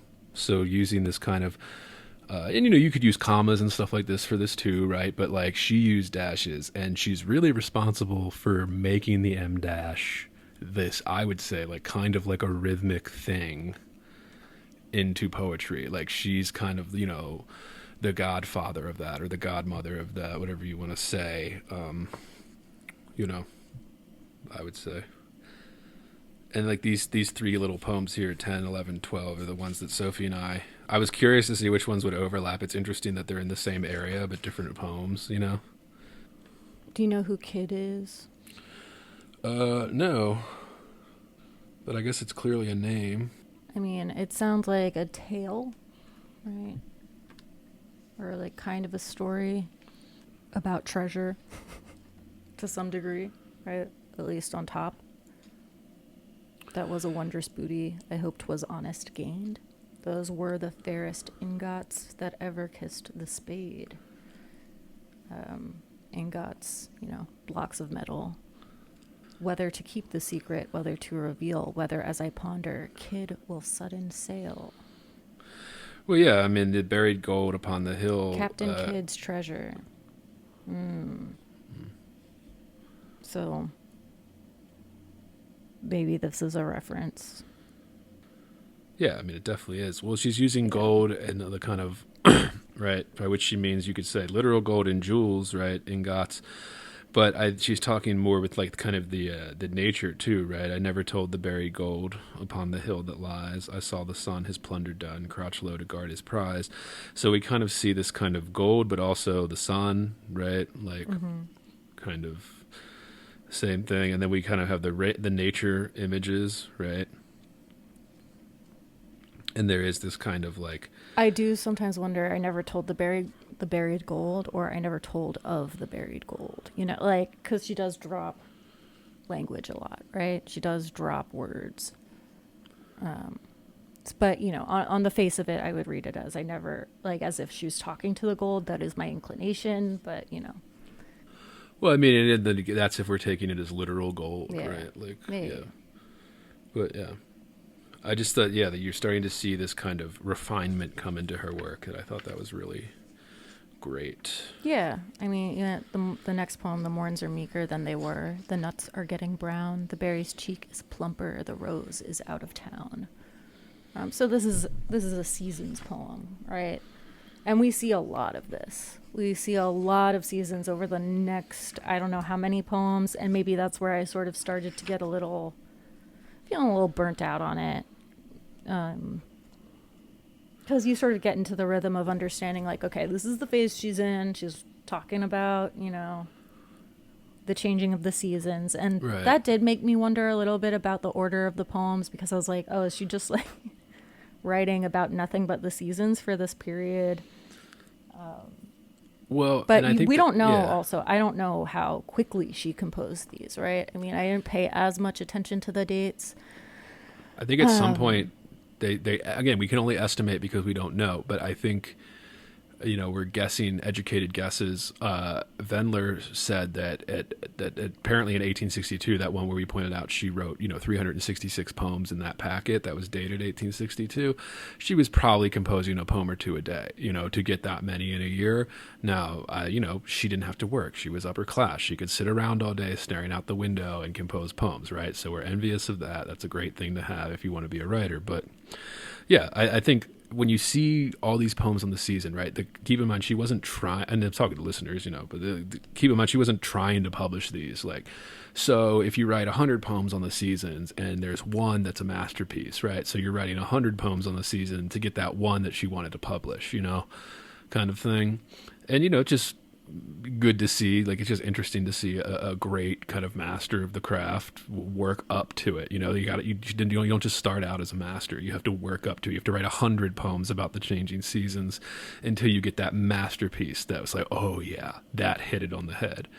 You know what I mean? Like sometimes you have to write 100 of these things. So I felt that too. Like Sophie said, I felt this kind of burnout because the topics are all the same. But, you know, we are reading the complete works, so these aren't like all the bangers. As Sophie and I were saying, we want to read bangers. Like, Yeah, we're in it for the bangers, guys. I'm sorry. And everybody is, but I really, you know, I mean, and there are they a few can't that all I be think are bangers. interesting. You know? Yeah. You know, we'll talk about some of those. You have to write a few stinkers to get to the bangers. You know, like you got to write a few bad ones, or not even bad, but you know. Not as good I do think ones, not 10 as is interesting, ones. but I want to we can come back to that one maybe. Yeah, we move on. I want to move Next. forward. And You is know, there 12 anything? is sort of just like, I assumed that one was about fall. No? Yeah, I think so. I think that's pretty fair. I The mean, we maple could go a wears little grayer deeper. scarf, the field a scarlet gown. Yeah, it's about the fall coming. The roses out Lest of town. I should be old-fashioned, I'll put a trinket on. You know, fall is Yeah. fashion is Yeah. the one note I made. Yeah, fuck it. What else do you have marked? I have number 28. I have Yeah, let me get the list. 49. What else did I do? I wrote pages for Lattes, but of course I didn't as I was reading through this. I mostly just wrote the numbers of the poems. What do you have? Okay. Or what do you want to hit as we kind of move along? Because then, there were periods where I didn't mark anything for a while. Yeah, like me too. I marked 49, and then I didn't mark anything till like 150. 25 is one that I marked as but I think I sent that one to you. That one was, she slept beneath a tree, remembered but by me. I touched her cradle mute. She recognized the foot, put on her carmine suit at sea. Yeah. And again, it reads, like Sophie said, as like a little exercise poem, right? Yeah. Like it reads as if it was just a little, in the moment, write it down. And, it probably And was, maybe a little right? play with foot, right? And mute Yeah. and cradle. And her usual and style, music, but yeah. right? But not like the masterpieces. But yeah, I know what you mean, yeah. 28 was the one I marked right there. It's weird because we keep marking things in the same sections, but they're different poems. But Yeah. I like that. Yeah, You I marked like that. 28, I think. This is one I want to try and memorize as try out Bloom's theory on memorizing poetry. 26 was one I enjoyed. It's all I have to bring today. This and my heart beside.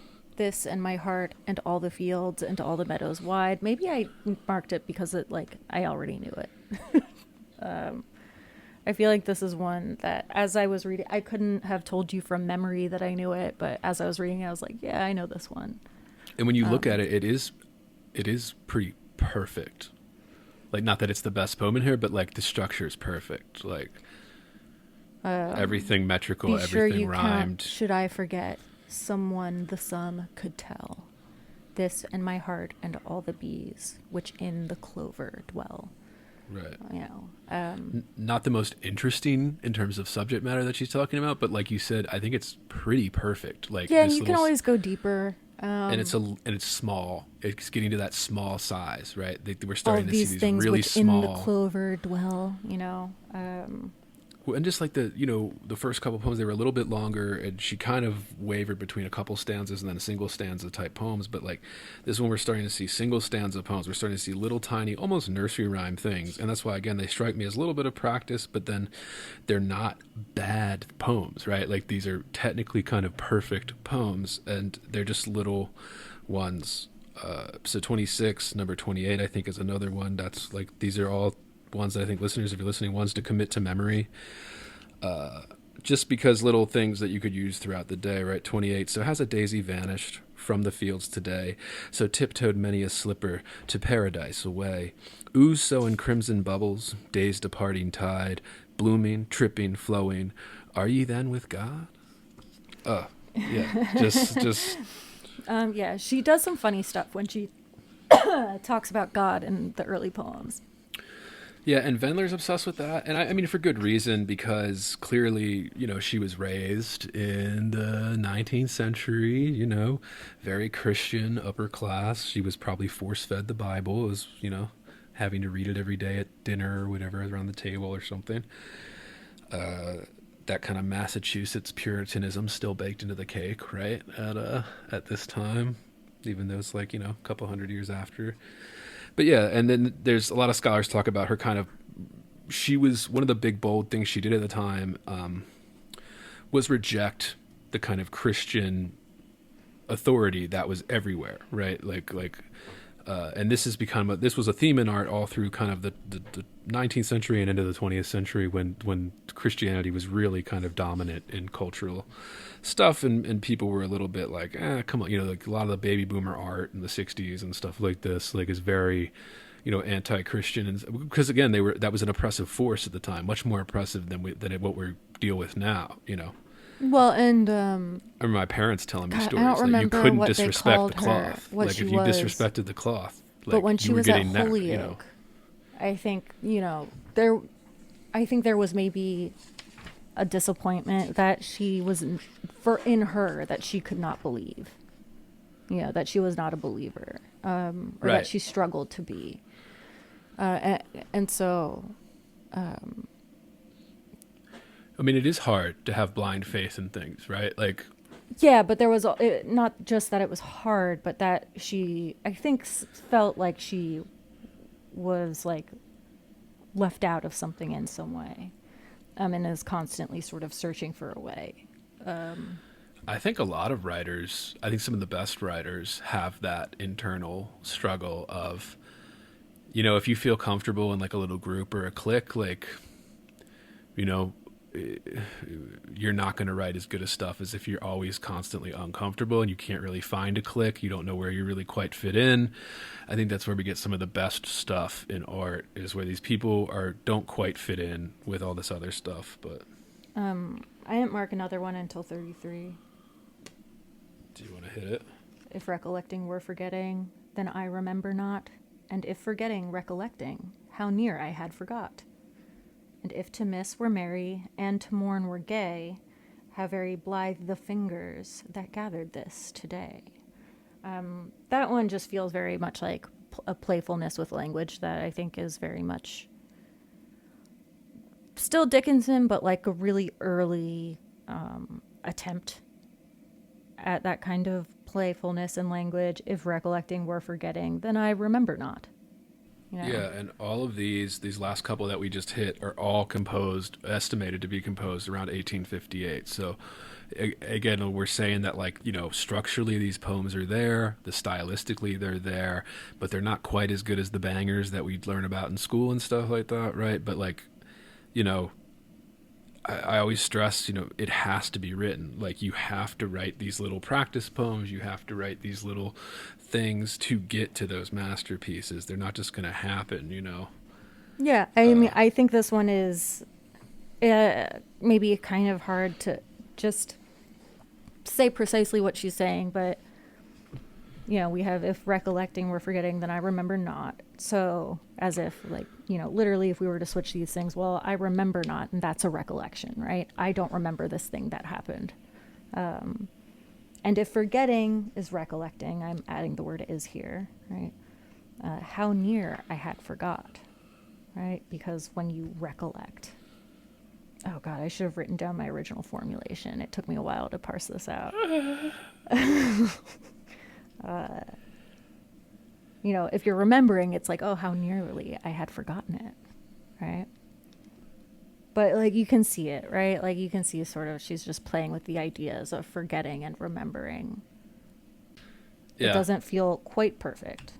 And she's almost, also just playing with, like, oppositions, right? Like,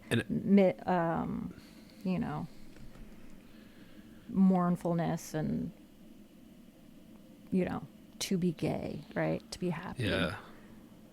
But as something like, you cannot forget something without having memory, right? And you can't be mournful if there's no such thing as, like, the opposite of mournfulness. So, and that's a dynamic that we see throughout. A lot of these tend to point me toward the Zeros Taught Us Phosphorus, right? Or what's that? A later poem, The Zeros Taught Us Phosphorus. I don't remember what number it is.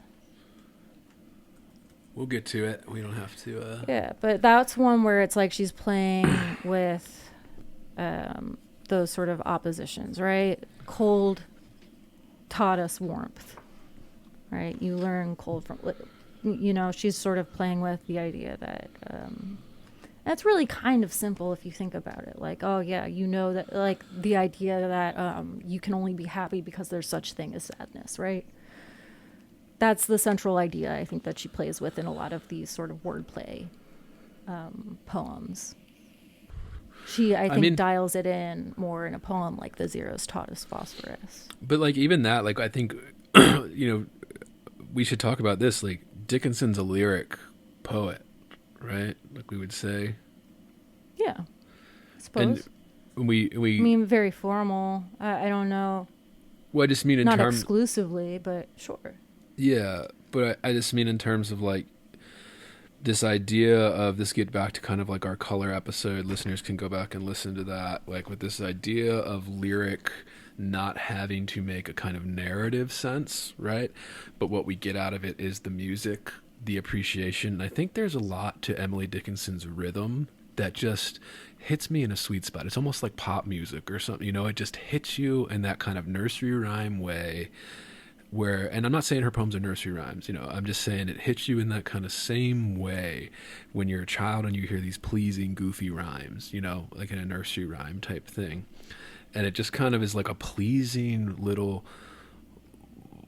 yeah, and sometimes she is experimenting with this kind of telling a story. She's using a lot of imagery and things like that, and we can read into it, right? We can interpret, but I just, yeah, I was thinking about that as I was reading through this. If we call these lyric, you know, what is it about Dickinson that we're like, oh, I'm just, and I was just thinking about, yeah, like I'm drawn to her because of this kind of perfect little rhymed meter that she does and how uniquely it's her. So like nobody else can do this meter without sounding like Emily Dickinson. Nobody else can copy this now without everybody being like, oh, you're just copying Dickinson. Like, because it's so original at the time. It was so good. Even if it wasn't super original, she made it her own, right? Like, Yeah, she but made and we it all her know, own. like, I mean, every time I read Dickinson, that's what happens, right? I can feel that I'm just copying Right. Dickinson. You want to because it's so You do want pleasing. to. Yeah. And it It's is really pleasing to the ear. and it becomes really easy to fall into a similar formula. And then it's frustrating, right? Because it's hard to make it your own. It's really hard to take someone like Dickinson and who really is, I think, you know, the person that I think of in who historically, you know, had this many poems that sounded like this, right? But then in, say, like, you know, maybe 10 poems later, poem 43, we see like a strangeness with rhythm. And she gets playful with rhythm in places. This is a place where I feel like it didn't quite feel as smooth, but I still liked the poem. It reminds me of other places where I felt like her rhythm was a little bit different, or but still, like, this one makes me think of we dream, it is good we are dreaming, it would kill us were we awake. That's another later one.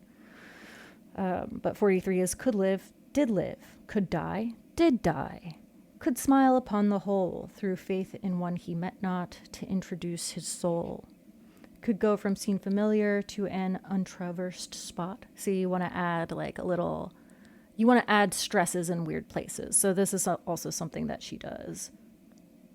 Could contemplate the journey with an unpuzzled heart. Such trust had one among us not today.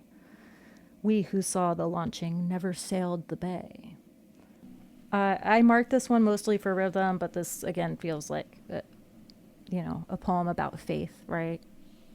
Playing with the idea of faith. Through faith in one he met not, right? Such trust had one among us not today. We who saw the launching never sailed the bay. So, you know, I automatically go to God here, right? Faith in God as one who is not here. It's just sort of blind faith. We who saw the launching never sailed the bay. Is there something in particular that you make of those lines?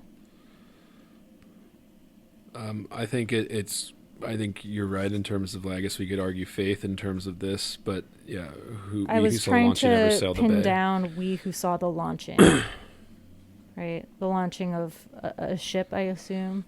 Right? Yeah. Never sailed the bay.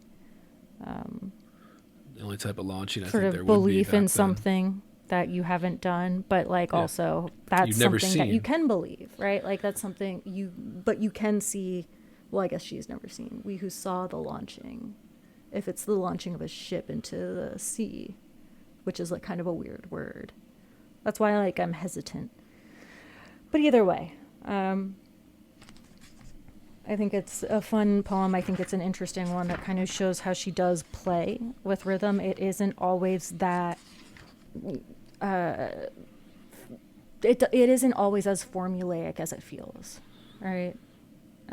Elsewhere, and so you do have these pretty tight little poems where it feels very much like it's sticking to a meter. It's sticking to mostly a hard rhyme. Then you have moments like this where the tone is almost like it's a little bit funny. Could live, did live. Could die, did die. You know, like it almost feels funny. Yeah. Playing with the idea of could versus did, right? The idea of belief. Could one live? Did they live? You know, and how changing that phrase suggests a certain amount of faith in something having happened. Yeah. Right. I just think that's a fun little playful one. I marked poems 47 through 50. I do not know why. At this point, I think I was reading in the dark. Let's see. This is like where we are. Yeah, we're getting into God and death a lot here. There aren't any poems, I think, in that chunk that I really cared that much for. Yeah, I didn't mark many until I went through like page 71, poem number 150. I marked that one, but I marked that as like an example of, okay, we're moving from 1858 to 1859, and we're seeing the refinement kind of thing happen, you know, as you're reading through this collection. I feel like, there are a lot here. What number did you say that you marked? I marked 150. At least for me, reading through this all at once. I did this in chunks, listeners, because, again, like Sophie said, when you're reading kind of on the same things, the same themes over and over again, you can get a little bogged down by it. So I did break this up into like 50-page chunks, about the size of a poetry book, right, for each one. At least I tried to do as we cut into the first 200 pages here. Oh, yeah. And I just noticed as during my second sitting, you know, reading the next 50 pages here, as we moved in from, 1858 to 1859, to me, there was nothing like particularly special about it other than that's the poem where I started to be like, oh, okay, I'm seeing it. You know what I mean? As I was reading through. But I didn't know if you had anything around there or around like that 1859 as we move through.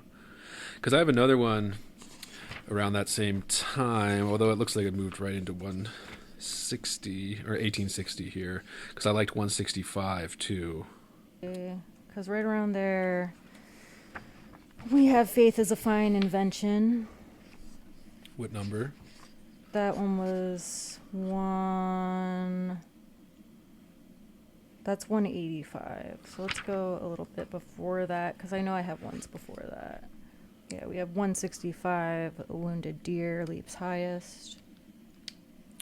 Yeah, and this was one I pointed out because it was one that I thought kind of shows...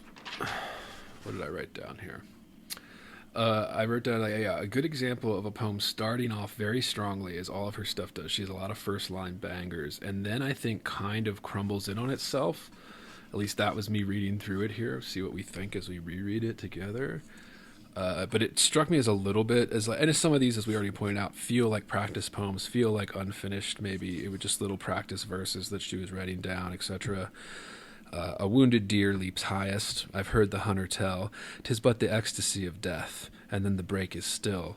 The smitten rock that gushes, the trampled steel that springs. A cheek is always redder, just where the hectic stings. Mirth is the mail of anguish, in which it cautious arm, lest anybody spy the blood, and you're hurt, exclaim. Yeah. So what doesn't work for you here? For me, the shift from that one stanza here where we have 3 stanzas, it looks like, although I guess that's a page change, so I can't necessarily tell. The hectic stings. Mirth is the mail of anguish. That felt like the summing up of this poem to me. Mirth is the mail of anguish. And it's that third stanza is where I think... mail, M-A-I-L, just for reference. And that little bit of change up there between the first two stanzas and the last stanza is where I thought it started to weaken when I first read this. But, I mean, what do you think? I think this is a pretty solid one. A wounded deer leaps highest, I've heard the hunter tell. 'Tis but the ecstasy of death. And then the break is still. Just playing with the... It seems like sort of an interplay between the greatest life and the greatest sort of violence of life, right? Or of, between death and life, right? The smitten rock that gushes. I'm not sure of that one. That line, I don't quite understand. The trampled steel that springs. A cheek is always redder just where the hectic stings. Right. Well, the smitten rock that gushes, I think, could be Bible reference, Yeah. Tapping the rock to get the water, that Bible story. Well, fuck, I don't know that. This is what I rely on you for. I will say this to listeners, if you don't know the Christian myths, if you don't, knowing it them makes helps. it harder. Yeah, it makes reading Western literature harder. For not knowing them. But I thought those last 4 lines were tight, and I thought the first 4 lines were tight. And I agree that those middle 4, maybe not so much. I am guessing this is a 3-stanza poem. That's what it looks like it is. I just didn't want to assume because there's that page split that maybe that... But it looks like it's so even with the 4 lines, that it has to be a the third stanza. To me, it just got a little bit jumbled there, but then reading it again... The second is like, meh, but I still think it's solid, right? Like, I still think this is... I think that's more solid than a poem that maybe is really clear, but is kind of boring. And again, this one reminds me a lot of something that she does later really well. Water is taught by thirst, right? So the later poems, the zeros taught us phosphorus, where she starts to play with the language there. Instead of just saying water taught us thirst, instead of saying the cold taught us warmth, she says the zeros taught us phosphorus. And that's where she sort of gets really playful with language later on in her life. And I think we start to see more and more of that as we go on. But yeah. And this is when we're moving into 1860 here. Yeah. So just more refinement, more kind of finding that formula that we know to be hers. Then you said you marked something around here? I marked 187. What? I want to say I maybe marked like 1. Oh, you did Faith is a Fine Invention. I mean, I marked that just because that one was like an obvious little banger, really short one. If you don't know it, read it. I mean, I think that's just a good example of sort of just how like she can be kind of funny, right? This and it, this was 1862. So when you think about what was happening in 1860, right, we're starting to get the first kind of real hard sciences kind of and you see that she's really pushing interested back in that. against the faith. So if you were educated upper class at that time, you were understanding and getting articles, on the Atlantic and things like that, with the latest science developments and things, but you were also still kind of, preoccupied with the faith, the kind of Christian story and all of that. So it was this kind of time where that was, we talked about this when we did Keats, this kind of that the romantics were big on this in the early part of that, of the 19th century there. But, it's a good little one that just, it's another good one you could memorize. Yeah, it's an easy one to memorize, right? Faith is a fine invention for when gentlemen can see. I always want to say for gentlemen who see. I wonder if there's like another copy of this poem in a Norton or something. Faith is a fine invention when gentlemen can see, but microscopes are prudent in an emergency. It's just a fun little playful one. I don't think we need to pick that one apart. And 187 on the next page, 88 there, was one where I thought that it just was a good example of her M dashes starting to get this kind of pacing and punctuation use. Mm-hmm. Like, I think in 187, it's almost all M dashes apart from the final exclamation point in terms of punctuation. And it was just a good example of that, I thought. Yeah, do you want to talk about it? I mean, not more than that, just in terms of how I didn't make any she... notes on that one. How many times these low feet staggered? I think Vendler has this one. Yeah, only the soldered mouth can tell.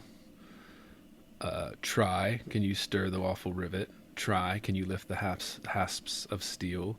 Stroke the cool forehead, hot so often. Lift, if you care, the listless hair. Handle the adamantine fingers. Never a thimble more shall wear. Buzz the dull flies on the chamber window. Brave, shines the sun through the freckled pane. Fearless, the cobweb swings from the ceiling. Indolent housewife in Daisy's lane. And this, when you hear me pause in that, listeners, there's where the M dashes were. And she has them at the end of the line, but then they're very in the line, too, where she has these isolated words, try, in the first stanza. And then, brave in that last stanza, lift, like these kinds of,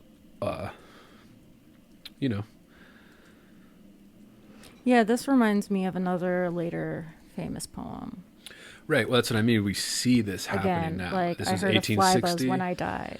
And then that really, later stuff. I hear an echo of that poem in this earlier one. So Right. I think maybe that's the most interesting thing to me about reading her collected work, is that in these early poems, you do see like the beginnings of something that emerges later. I feel like a broken record saying this, but that's one of the things that really becomes exciting about really knowing any poet, is sort of watching their evolution from the beginnings of those ideas, sort of planting little seeds, and then sort of years and years later, maybe becoming just a more complex and tight and interesting poem from something that maybe was a little bit less interesting, or maybe not less interesting, but like not as popular. And technically interesting, like technically kind of this kind of experimentation with these M dashes to pace out the reading. And this is something we complain about a lot on this podcast we see in contemporary poetry, is that there's very little attention paid to how you want the reader to read the poem, right? It's just they haphazardly smash this kind of phrase into the page and break it arbitrarily into lines and things like that, and stanzas, where they're not taking advantage of all the tools in the toolbox here, like Dickinson is, where this kind of using the punctuation to guide the reader through the rhythm kind of thing, how you want it to be read, how you want things to be emphasized. And it's just something that is neglected in contemporary poetry, and you see Dickinson so good at it here. There was a section in the 1860 poems, as we're going through them here, with page 100 and page 102. It was poem 216, and I marked poem 222. And the reason I marked 216 on page 100 is because that's one of the few in this book up until now that we get two versions of. We get an 1859 version and an 1861. Safe in their alabaster chambers. Yeah. And this is one of the ones she sent, right, to Higginson.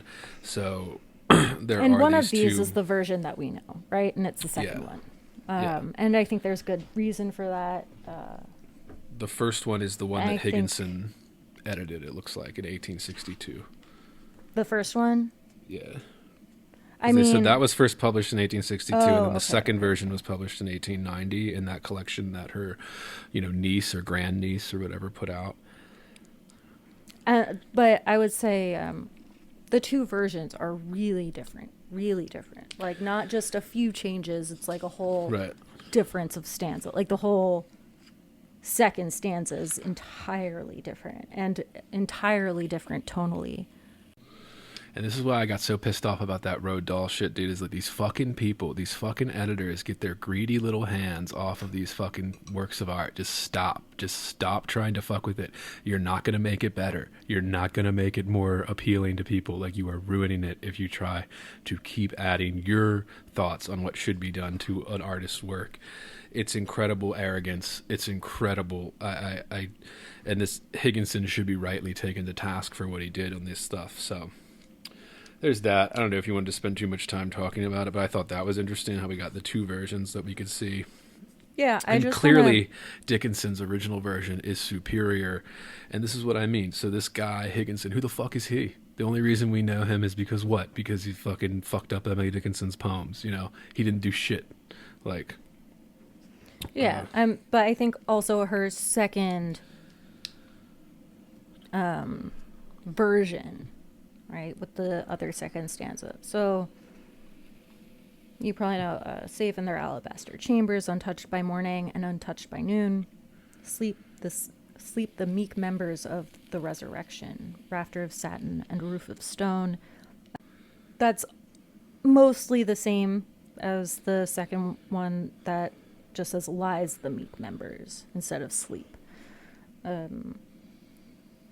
But this second stanza is really different. Light laughs the breeze in her castle above them, babbles the bee in a stolid ear, pipe the sweet birds in ignorant cadence. Ah, what sagacity perished here.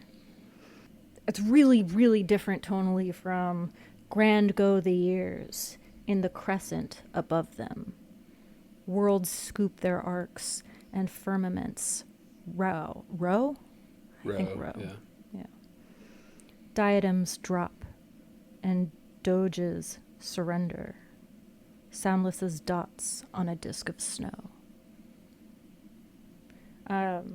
Quieter, but also sort of more muscular feeling to me, and more serious, less. The first version felt, I don't know, like it maybe was trying to be playful or like funny, or I don't know, like it was, but the second version feels like more serious, like it's going larger. I mean, grand go the years is a great line in a way to talk about how the world sort of moves on without you after death. yeah. And then I did number 222 because that was just out of the regular form that she had been writing in, especially as we move into 1860, 1861 here. Really different. And this one actually has a question mark by the date of 1861, so I guess that's just a rough estimate. And this one is so different, it resembles some of the earlier style more so than what she was kind of working herself up to at this point. So I just thought it was unusual. Like she was just kind of trying it out, or maybe it was one that just got scattered in there. And it really isn't that good, you know, but just didn't know what we thought of that. I mean, I think it's just like her being playful about like a girl that she knows and is maybe being pursued by two people. Or maybe I'm reading it too literally. I don't know. No, I mean, I think that could be it. That's what I mean. It just the style of it and the way it's laid out on the page is so different from. It's really different. It's that's why it stood out to me. rhythmically different. When Katie walks, the simple pair accompany her side. When Katie runs, unwearied, they follow on the road. When Katie kneels, their loving hands still clasp her pious knee. Ah, Katie, smile at fortune with two so knit to thee. It's sort of similar. It really, as I read it out loud, does feel very similar to her other poems, but it does look very different on the page. The lines are longer. It's only 4 lines. She has other poems that are 4 lines, but are much, much briefer. Right? I gotta pee real quick. Yeah, all right, I'll pee too. Go on. It was around page 104 that I started to see this kind of use of the M dashes really explode, almost too much. She gets excited. And pretty much from poem like 224 to poem 230, it's just kind of this endless kind of overuse of M dashes. But this is again moving into 1861. But you can see how she's not using them. When I say that they're overused, it's clear she's not using them just too haphazardly. She's playing with it. I think it's very obvious. You can tell she's experimenting with what these dashes can actually do on the page with a poem. And I just thought that was great. You know, we don't have to go into all of those, but just a little something to keep in mind here. And then I marked... Oh, yeah, they really explode here. Yeah, 235 is pretty egregious, and even 232, 230. I thought 234 was all right though. I thought it was kind of funny. Well, yeah, I mean they're not bad. I just mean like in terms of the use of the. Like that was all. I thought it was really funny to see the phrase "I guess" Yeah. in a Dickinson poem, so that one made me laugh. I actually sent that one to a few people. You're right. The way is narrow, and that's in quotes. And I had to look this up. This is some Jesus shit that I don't know about. And difficult the gate, and few there be, correct again, that enter in thereat. 'Tis costly, so are purples. 'Tis just the price of breath, with but the discount of the grave, termed by the brokers death. And after that there's heaven, the good man's dividend. And bad men go to jail, I guess. Yeah. That's just funny, right? Like, that's just her being funny. Yeah. And, like, responding to what I think is maybe, like, a Jesus speech, supposedly. Check me on that. I don't know about Jesus. So, if you know about Jesus, lay it on me. Mm-hmm. But yeah, I mean, I think that was a really funny way to respond to an idea of like heaven and hell and end with, I guess, you know, I don't know, sure, I guess. Like, it's really funny.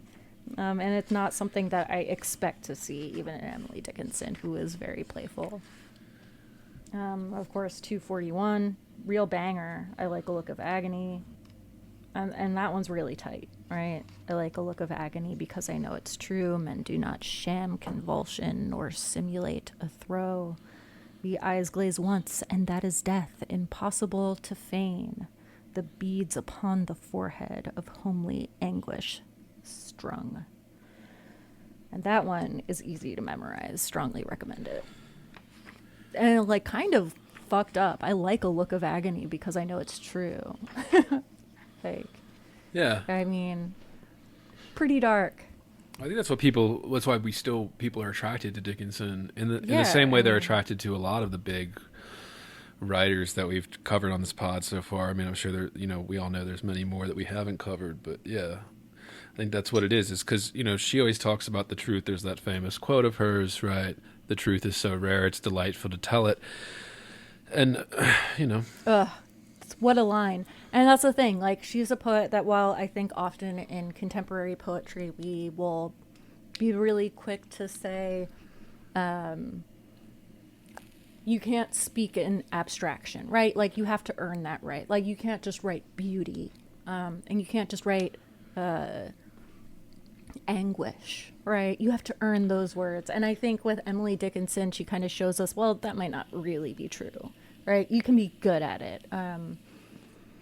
And I think that's the other thing that attracts us to her is that she's unafraid to hit these big things. Well, we say unafraid, but really we don't know. Like, she's just writing in the terms she knows, right? And I think she does it really well. And I think it's that she talks about such big things in such large terms. I like a look of agony. She's not referring to a specific look. She's not referring to a specific instance. She's not just describing it. She does at the end, right? The beads upon the forehead of homely anguish strung. She's giving us an image of like sweating, right? I think she does it really well, but she starts with the abstraction. I think that's something that she does a lot. That in a contemporary poetry workshop we would maybe not welcome so readily. And so I think that's really interesting. I think that's a really good, tight little poem. And of course everyone does. It's one that's really very canonized, right? We see it in all the anthologies. So it's a good one. And on Certainly one of my favorites. Yeah, on page 123, number 270, that was the one where, again, as I was reading through here, 50-page chunks, it was like, I was like, oh yeah, this is everything we love about Dickinson working. And oh yeah, I marked that one too. Yeah. And also even, I think there are a couple I marked before that. Yeah, because this is There's where a we're certain getting slant it of in. light, Yeah. you know, that's where you're starting to hit like a banger. Every few poems you get, there's a certain slant of light on winter afternoons. Oh, added a word there by accident, but you know the one. Yeah, Sophie and I were texting about this too. We're like, when you reach that point here, and it's right around the 1861, 100 pages into this or so, we get, we start to see her voice be fully realized, and this kind of full-throated, Oh yeah. way that is very distinct and very Emily Dickinson. And it's just wonderful to be able to go back and read a book like this from the very beginning, those little scraps that she probably had no desire to ever publish, those little scraps that we were talking about, and then see something like this, number 270 on page 123, just be And a lot that feel perfect. like really quintessential Yeah, Dickinson yeah. openings too. A single screw of flesh is all that pins the soul, is how 263 starts, and then 264, a weight with needles on the pounds to push and pierce besides. I mean, these feel very quintessential Dickinson in terms of their syntax and the way that she's maybe getting a little bit more specific, maybe a little bit less like where the same way that I used, I don't remember what she says. We learn cold from blah, blah, blah, or like we learn something from something. And it seemed really basic early on, and maybe like a really early formulation of something like the zeros taught us phosphorus, which was a playful way to say the cold teaches us heat. Yeah, and just, Yeah. So 270, the reason, and again, Sophie's pointed out like these couple poems before it, and then even poems after it, and even the most exciting part about reading this book is that even if we're right here on page 123 of a 700 plus page book of all of Dickinson's work, it just gets better from here. Like it just keeps getting more exciting, more perfect, more in tune, like more unique, more individually, uniquely hers kind of thing. And I just, all the M dashes are working in this one. This one there's quite a bit of M dashes, but they're not overused. Like in those poems I pointed out around page, 100, 102, around there where you could tell her experimenting more with the M dashes, but it wasn't quite working as well as it's working in these last couple, like Sophie pointed out, 264, 263, 270, like this section of 1861 compositions where we're starting to see, oh yeah, and this is around the time, right, when she is sending off letters to Higginson's, right, like to try and see, am I any good, right? Am I good enough to get published in these magazines where the other poets are getting published, kind of thing, Yeah, and you can well, see and it. even She then felt it that was like- confidence. You can read it in these works, and it's just a great thing to be able to go back and read it uncensored, by the way, in these works. Yeah. Supposedly there was a period of her life in her correspondence with Higginson. I don't remember what I had noted. Let me look really quickly. But there was like a period of time during which it is believed that she pretty much accepted, at least from, I guess, scholars who've read her letters, where she really accepted that she would not be a very published poet in her lifetime. Interesting. So she wrote about that, in her letters. Yeah, between April and June of their correspondence. Was that? I don't And that was remember the 62, years. 61. She seems to have accepted she would not Yeah. gain a reputation during her lifetime. Sorry, I jumped the gun. It was 62 when she contacted Higginson for the first Yeah, time. So we're a so, little before that, but it's getting there. Yeah. What were you saying? Yeah, Sorry. so yeah, I mean, I just think that's interesting, right? Like, it's not just am I good enough to be published. It was like right when she wrote to him initially, she wanted to know if her poems breathe, if they were true, right, in her words. Right. Yeah. If what she was doing was not just in a publishable way, but could be legitimate in some larger, truer sense of that word, right? Beyond, I think her concern was not just to publish, but she wanted the art to be true, right? Whatever you wanted to take that to mean. Was there life in them more Right. than could I publish this? Which you might argue are kind of the same, Dude, you and fine, I, we talk about this, when you've mentioned this a few times, and I know not just on this podcast, but just you and me giving, poems back and forth, works back and forth, this, is it true?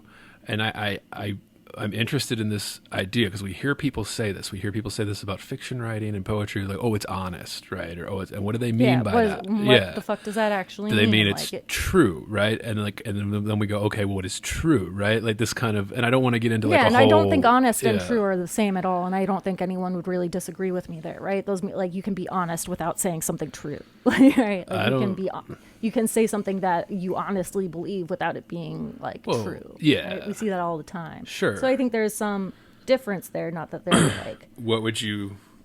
But I guess let's just focus on truth. What do we think? Yeah, true? like I mean. What does she mean? What do we think we mean? We're not going to get to the bottom, but just talk. I don't think she means like that these poems are saying things that are true, but necessarily as much as are they. Is there enough force in them to, like, in the words of our teacher, lift off the page, right? Like to sort of take on a life of their own. Do they feel like real poems? Do they feel like legitimate literature? Could she pass? Feel that. I think that's the most important. Yeah, sorry, go on. Yeah, I mean, like, I think I heard someone say, like, is what I'm doing a legitimate way of doing poetry, basically, is what there was. I don't remember who it was, but it was someone in one of the documentaries I watched. I'd be curious to see other interpretations of that too, because I'm not particularly nailed down to one, right? I don't really actually know enough. I'd love to read more of her letters and sort of maybe get a sense of that, or read that initial letter for myself again. And I like that you said how it feels, because we talk about this all the time on this podcast. We're going to keep talking about it because this is, a big thing. And this is part of what makes talking about art so much fun, is that what we're mostly talking about is our reaction to a piece of art, right? And this feeling of, that kind of, it's hard to explain. And this is why it gets so kind of hazy, and there's all kinds of arguments and stuff, and people get upset. But it's like, there is this, like, you're feeling some type of transference from the author who composed these words together on the page to yourself, kind of thing. And we don't really know what to call that. You know what I mean? And Emily Dickinson would have called it as feeling as though the top of her head was taken right off, right? Or as you said, feel true, right? Or feel like this kind of... And feel true, again, is different from is true, right? Like, I mean, we're not talking fact-checking. Yeah, we're talking... Right. And I'm rarely concerned with that in poems, and that's actually I'm not even concerned with it in fiction, poetry. Right, I don't give a fuck about fact-checking. I think one of the things that makes poetry very interesting, because it is a place where we have a tendency to make these giant lofty claims in the absence of a clear fictional character onto whom we can, like, put that belief, right? We can say, oh, well, that's not mine. It's, the speaker, right? That's there, and we say it, but we are more inclined, I think, typically to analyze and say, like, oh, there's, we're supposed to, like, there's a sense, I think, more with poetry more immediately, and maybe also true of, like, the literary novel, that it gets at some, like, big question about life, right? Whether or not it tells you what the correct thing to think is a wholly other question. Yeah. And even that necessarily, I think, is putting a little too much kind of, like, in terms of what the true, how it feels true or something. Like, it is just kind of this reaction to when you read something. And sometimes it's like, it's the reaction that happens before understanding. And very often. Yeah, and that's important too. Yeah.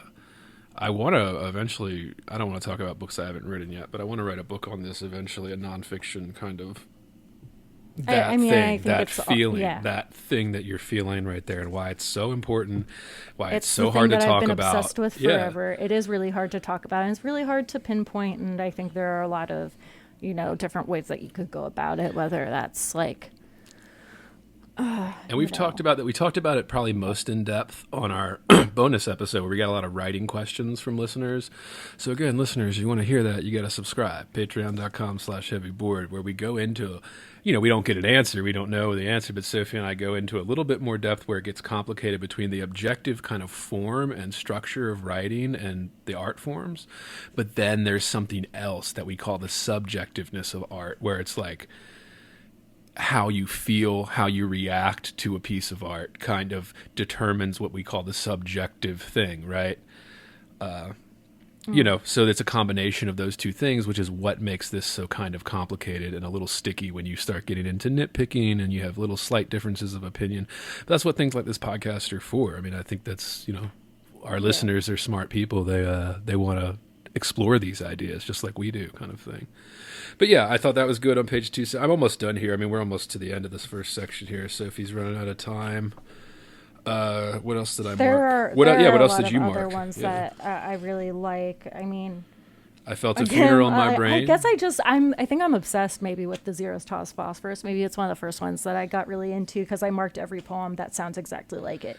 Your riches taught me poverty, myself a millionaire. Like, it has that same kind of formula in that first line. So I think I just marked them all.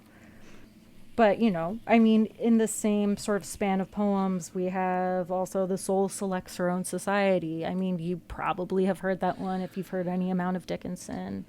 And while it's one that we know well, this is one of the places where I feel her getting quieter and more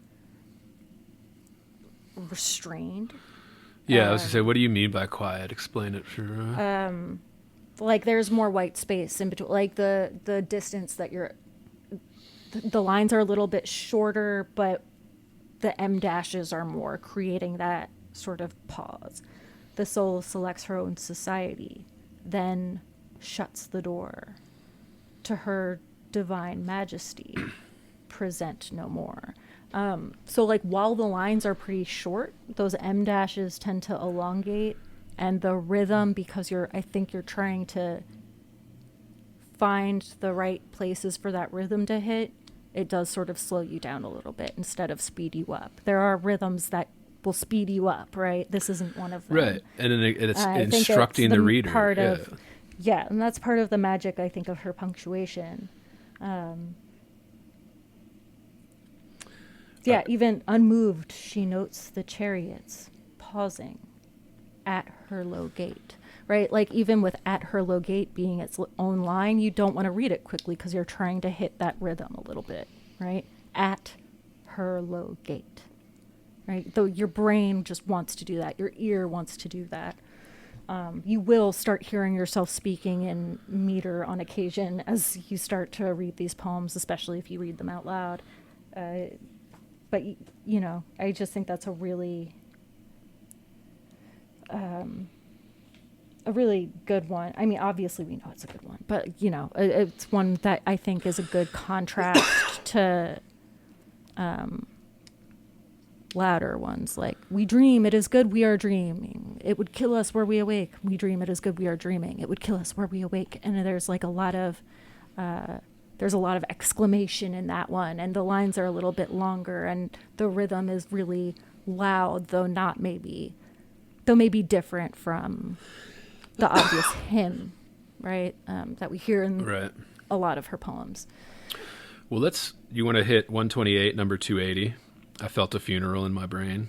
Oh, another, God. yeah. I mean, God, dude, this is when we start getting to the bangers. Like that's what we were saying. Like when you reach this page, like right around page 150 or so, like, and even before then, right? We're on page 128 here, but like you start to see like, every other poem or every couple poems is like, oh shit, that's a banger. Oh shit. Like it just starts getting better and better as we go through here. And this was one I was like, oh yeah, here we go. I texted, so I was like, oh, here come the bangers, right? Like, and I thought this was just incredibly good poem. This is everything we love about Dickinson working perfectly. And we're starting to see the form take shape, and it's kind of, I wrote down, it's a thrill to see. Like I'm witnessing this history of this person's life. Like she put so much energy into this, and we're only into 1861 here too. We're not even 200 pages in here, and it's like she hasn't even contacted Higginson at this point, and the poems are just clicking. They're just fucking clicking. yeah. She hasn't even gotten workshop bullshit, feedback from morons sitting around a table, right? Like we always shit on here on this podcast, but it's like they're clicking, and it's just that practice, that constant doing it every day, reading your contemporaries, reading the greats, the canon, reading this stuff over and over again, and working at it. And, you know, this is a comment like I felt a funeral in my brain, or I felt a cleaving in my mind, right? Like I felt... Right, yeah. I mean, we hear a lot of that. Or like, after a great pain, a formal feeling comes, right? We get that poem in here, too. And the mourners to and fro kept treading till it seemed that sense was breaking through. And when they all were seated, a service, like a drum, kept beating, till I thought my mind was going numb. And then I heard them lift a box and creak across my soul with those same boots of lead again. Then space began to toll, as all the heavens were a bell, and being but an ear, and I and silence, some strange race, wrecked solitary here. And then a plank in reason broke, and I dropped down, and hit a world at every plunge, and finished knowing then. Ugh. Just so fucking good. And this is one that Vendler points out a lot too, where she started getting this habit of not every poem, but this was around when she started getting in there, and even earlier than this, she started to do it with this kind of M dash ending the poem. You know, and there's speculation about it. What does it do? Right. We have our thoughts. Vendler argues that it's kind of a never-ending continuation. Well, that's. I mean, but I kind of see where she's coming from with that. But go on. Sorry. I wish I had the words for it because it creates a feeling. Right. Yeah. And I don't know how to describe it. And it's not there for no reason, clearly. And I think a sense of never-endingness is maybe touching on it. Like the word ethereal creeps in, right? Like it's like a weird suspension. Yeah. And it's abrupt. Where particularly in like, this one. But it also feels like you're left in it while like the poet kind of recedes. I don't know how to describe it, but it creates this feeling of grandness in a way that is maybe more solemn than you would have with an exclamation point. Yeah, because she ends a lot of poems in exclamation There's points. also like an uneasiness. Right, and this idea of funerals, death is at the end. You could argue in that kind of metaphorical context, but structurally... Well, and also finish knowing then and ending that statement with an M dash, it feels unfinished, right? Right, yeah. It definitely creates a feeling, and it's really hard for me to describe what that feeling is. Like what sense it is that the poem creates when it does that. Yeah. Like it creates an extra beat of like a sense of silence that's still within the poem. But I don't know how to describe the feeling very well. But maybe you guys can let me know. Yeah, we also have I'm Nobody, Who Are You? I mean, after a great pain, a formal feeling comes, right? That's a great one. Yeah, and as we get into... We're going to get all the great ones here, you know. I'll tell you how the sun rose, which is like a really... To me, that first line is funny and like aggressive and like playing in the tradition of the Aubade, right? An address to the sun, except it's not an address to the sun. It's like about, it's about the sun coming up. I'll tell you how the sun rose. Like, it's just funny. It feels like a funny statement. Yeah, and then we get into this kind of, like I said, right around page 150, and this is when we start to merge into 1862. So her most productive year, but if we're going by those little packets that were laid out in the intro, So, yeah, 1862, she had a packet of 320 or 366 poems in that little thing. And these are poems she did send to Higginson, right? Yeah, and they some sort of of them come in this short little burst, right? And- Because we get those few poems, many of those few poems, like within a few poems of each other. Yeah. And this is when we start to get, like we already talked about, like banger after banger type of thing. It starts to really click. And not everything all at once, but then when I got to page around, like, 191 is what I marked, into the 400s of her numbered poems here, I started to really pick up on this kind of, where did I mark it? Yeah, 401, you know, what soft cherubic creatures these gentlewomen are. Like there, I started to see, okay, this poem is great. And then, 402, 403 are okay. And then you get like 404, 406, 410, 411, 412, like 413. Like it just starts to become these bangers. Like I just couldn't, and my excitement started growing. I was like, damn, and this is where we're going to, we're going to talk about this a little bit, then we keep going on next episode, listeners. But like, yeah. The big ones, 412, 413, 401. Did you have any in that area? I mean, yeah, I circled all of them. I'm kind of, I guess, getting to the end of time here. I say we sort of just pick up on this section. Let's see, it looks like I have 412 and 413 circled. Oh, yeah. Those are really good. And this is getting to the end of those first 200 pages that we blocked off, listeners, to kind of make this more manageable in podcast form. But yeah, and we're in 1862 again. She's contacting Higginson now. She's contacting, seeing if she's worth a damn kind of thing, and the poems are just getting better and better. My last question here before we sign off, and we'll talk about this, I think, in subsequent episodes coming up, but the whole her not publishing during her lifetime thing, do we think that helped her or hurt her, or both?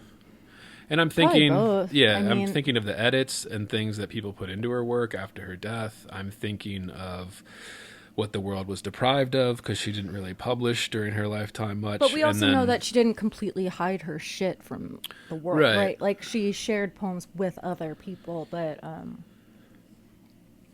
I mean, I think it probably mostly, it's impossible to say, but I think it probably mostly helped. I think that's probably what led to her staying as who we think of as a really original poet, because of the lack of outside external pressure, right? And saying, no, you should do this. And that even, in fact, when that did happen, when Higginson did say, no, let's change this and let's change this, she responded unkindly to that. She said, fuck no, you're wrong, basically. Like, these are my poems. And that I think that, it was such a spiritual and a private act for her. It was like a sacred thing to her. And the idea that someone would change, would create change in one of her poems as they were, really actually bothered her, which is interesting to think about, because she was looking for an answer as to whether her poems, again, were true, if they could breathe, if, which,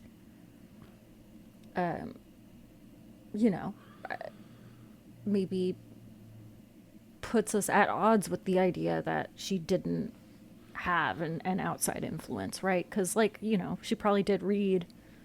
We know that she read other, probably other poets, right? She got the magazines. There was a thing in Vendler's thing where, yes, she was and they might subscribing not be to the the best Atlantic. known, She was subscribing to the New she Yorker. She was subscribing to these magazines that were publishing the hottest shit, these old magazines that a lot of them are still around, right? I think probably some European ones. I'm sure she could read French and Latin and things like this. A lot of educated upper class people could back then, even though, Not many can. But yeah, now, I would but- say, you know, we have the Dickinson we have because she didn't have much editorial influence. I think that, and I think it added some type of mystery to her. The fact that it was all this stuff to be discovered, and she was dead, so we couldn't ask her, and it created this kind of, we romanticize great artists all the time, and I think there's a place for that. You guys will hear me rail against it on this podcast when it's overdone, but I think there always is that kind of element of mystery to that elevates an artist to that kind of level of immortality, right? You see this with Shakespeare even, we don't know a whole lot about his life. Records are hard to come by and all that kind of stuff, but there's all that shit. But all right, you're out of time. Yeah, but I mean, that's a good place. I mean, we did 2.5 hours here. Yeah, I say, we pick up around there, so. All right. Reminder to listeners, we're still looking for workshop horror stories. If you or someone you know had a terrible experience in a workshop, we'd like to hear about it in excruciating detail. Send that into heavyboardpodcast@gmail.com. We also have a subscription plan to subscribe and receive full uncensored episodes for subscribers only, including bonus episodes, extra segments, all that. Go to patreon.com/heavyboard to subscribe. If you don't want to do that, can't afford that, there are other ways to support us. You can support us on you can support us by leaving us a 5-star review on Apple or wherever you get your podcasts. That helps us out, helps us grow. It's free. Or you could go to one of our YouTube channels, both of our YouTube channels, give us a like, a subscribe, share it with your friends and family. That helps us grow. And of course, we will have links to all the books that we covered in the description. That includes the complete Dickinson poems and the Vendler we kept referencing. And next episode, we are continuing on our Dickinson deep dive. Emily Dickinson Complete Poems, Part 2. This has been Heavy Board. See ya.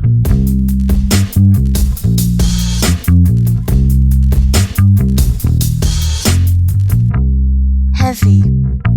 Bored. Heavy. I am heavy, heavy, heavy. Bored. I may say male is entirely hostile. No! Resources. Life, friends, is boring. We must not say so.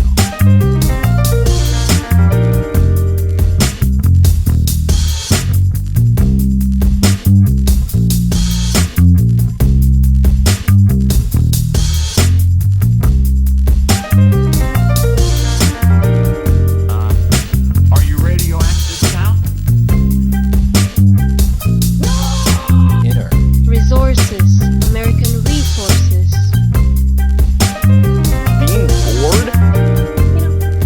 Some activities are intentional, right? It shows such a lack Heavy. of gratitude for life. Bored. I aspire to boredom, I Heavy. should say. Bored. Heavy. I am heavy, heavy, heavy. Bored. Has you the night sweats and the day sweats, pal? Pal, I do.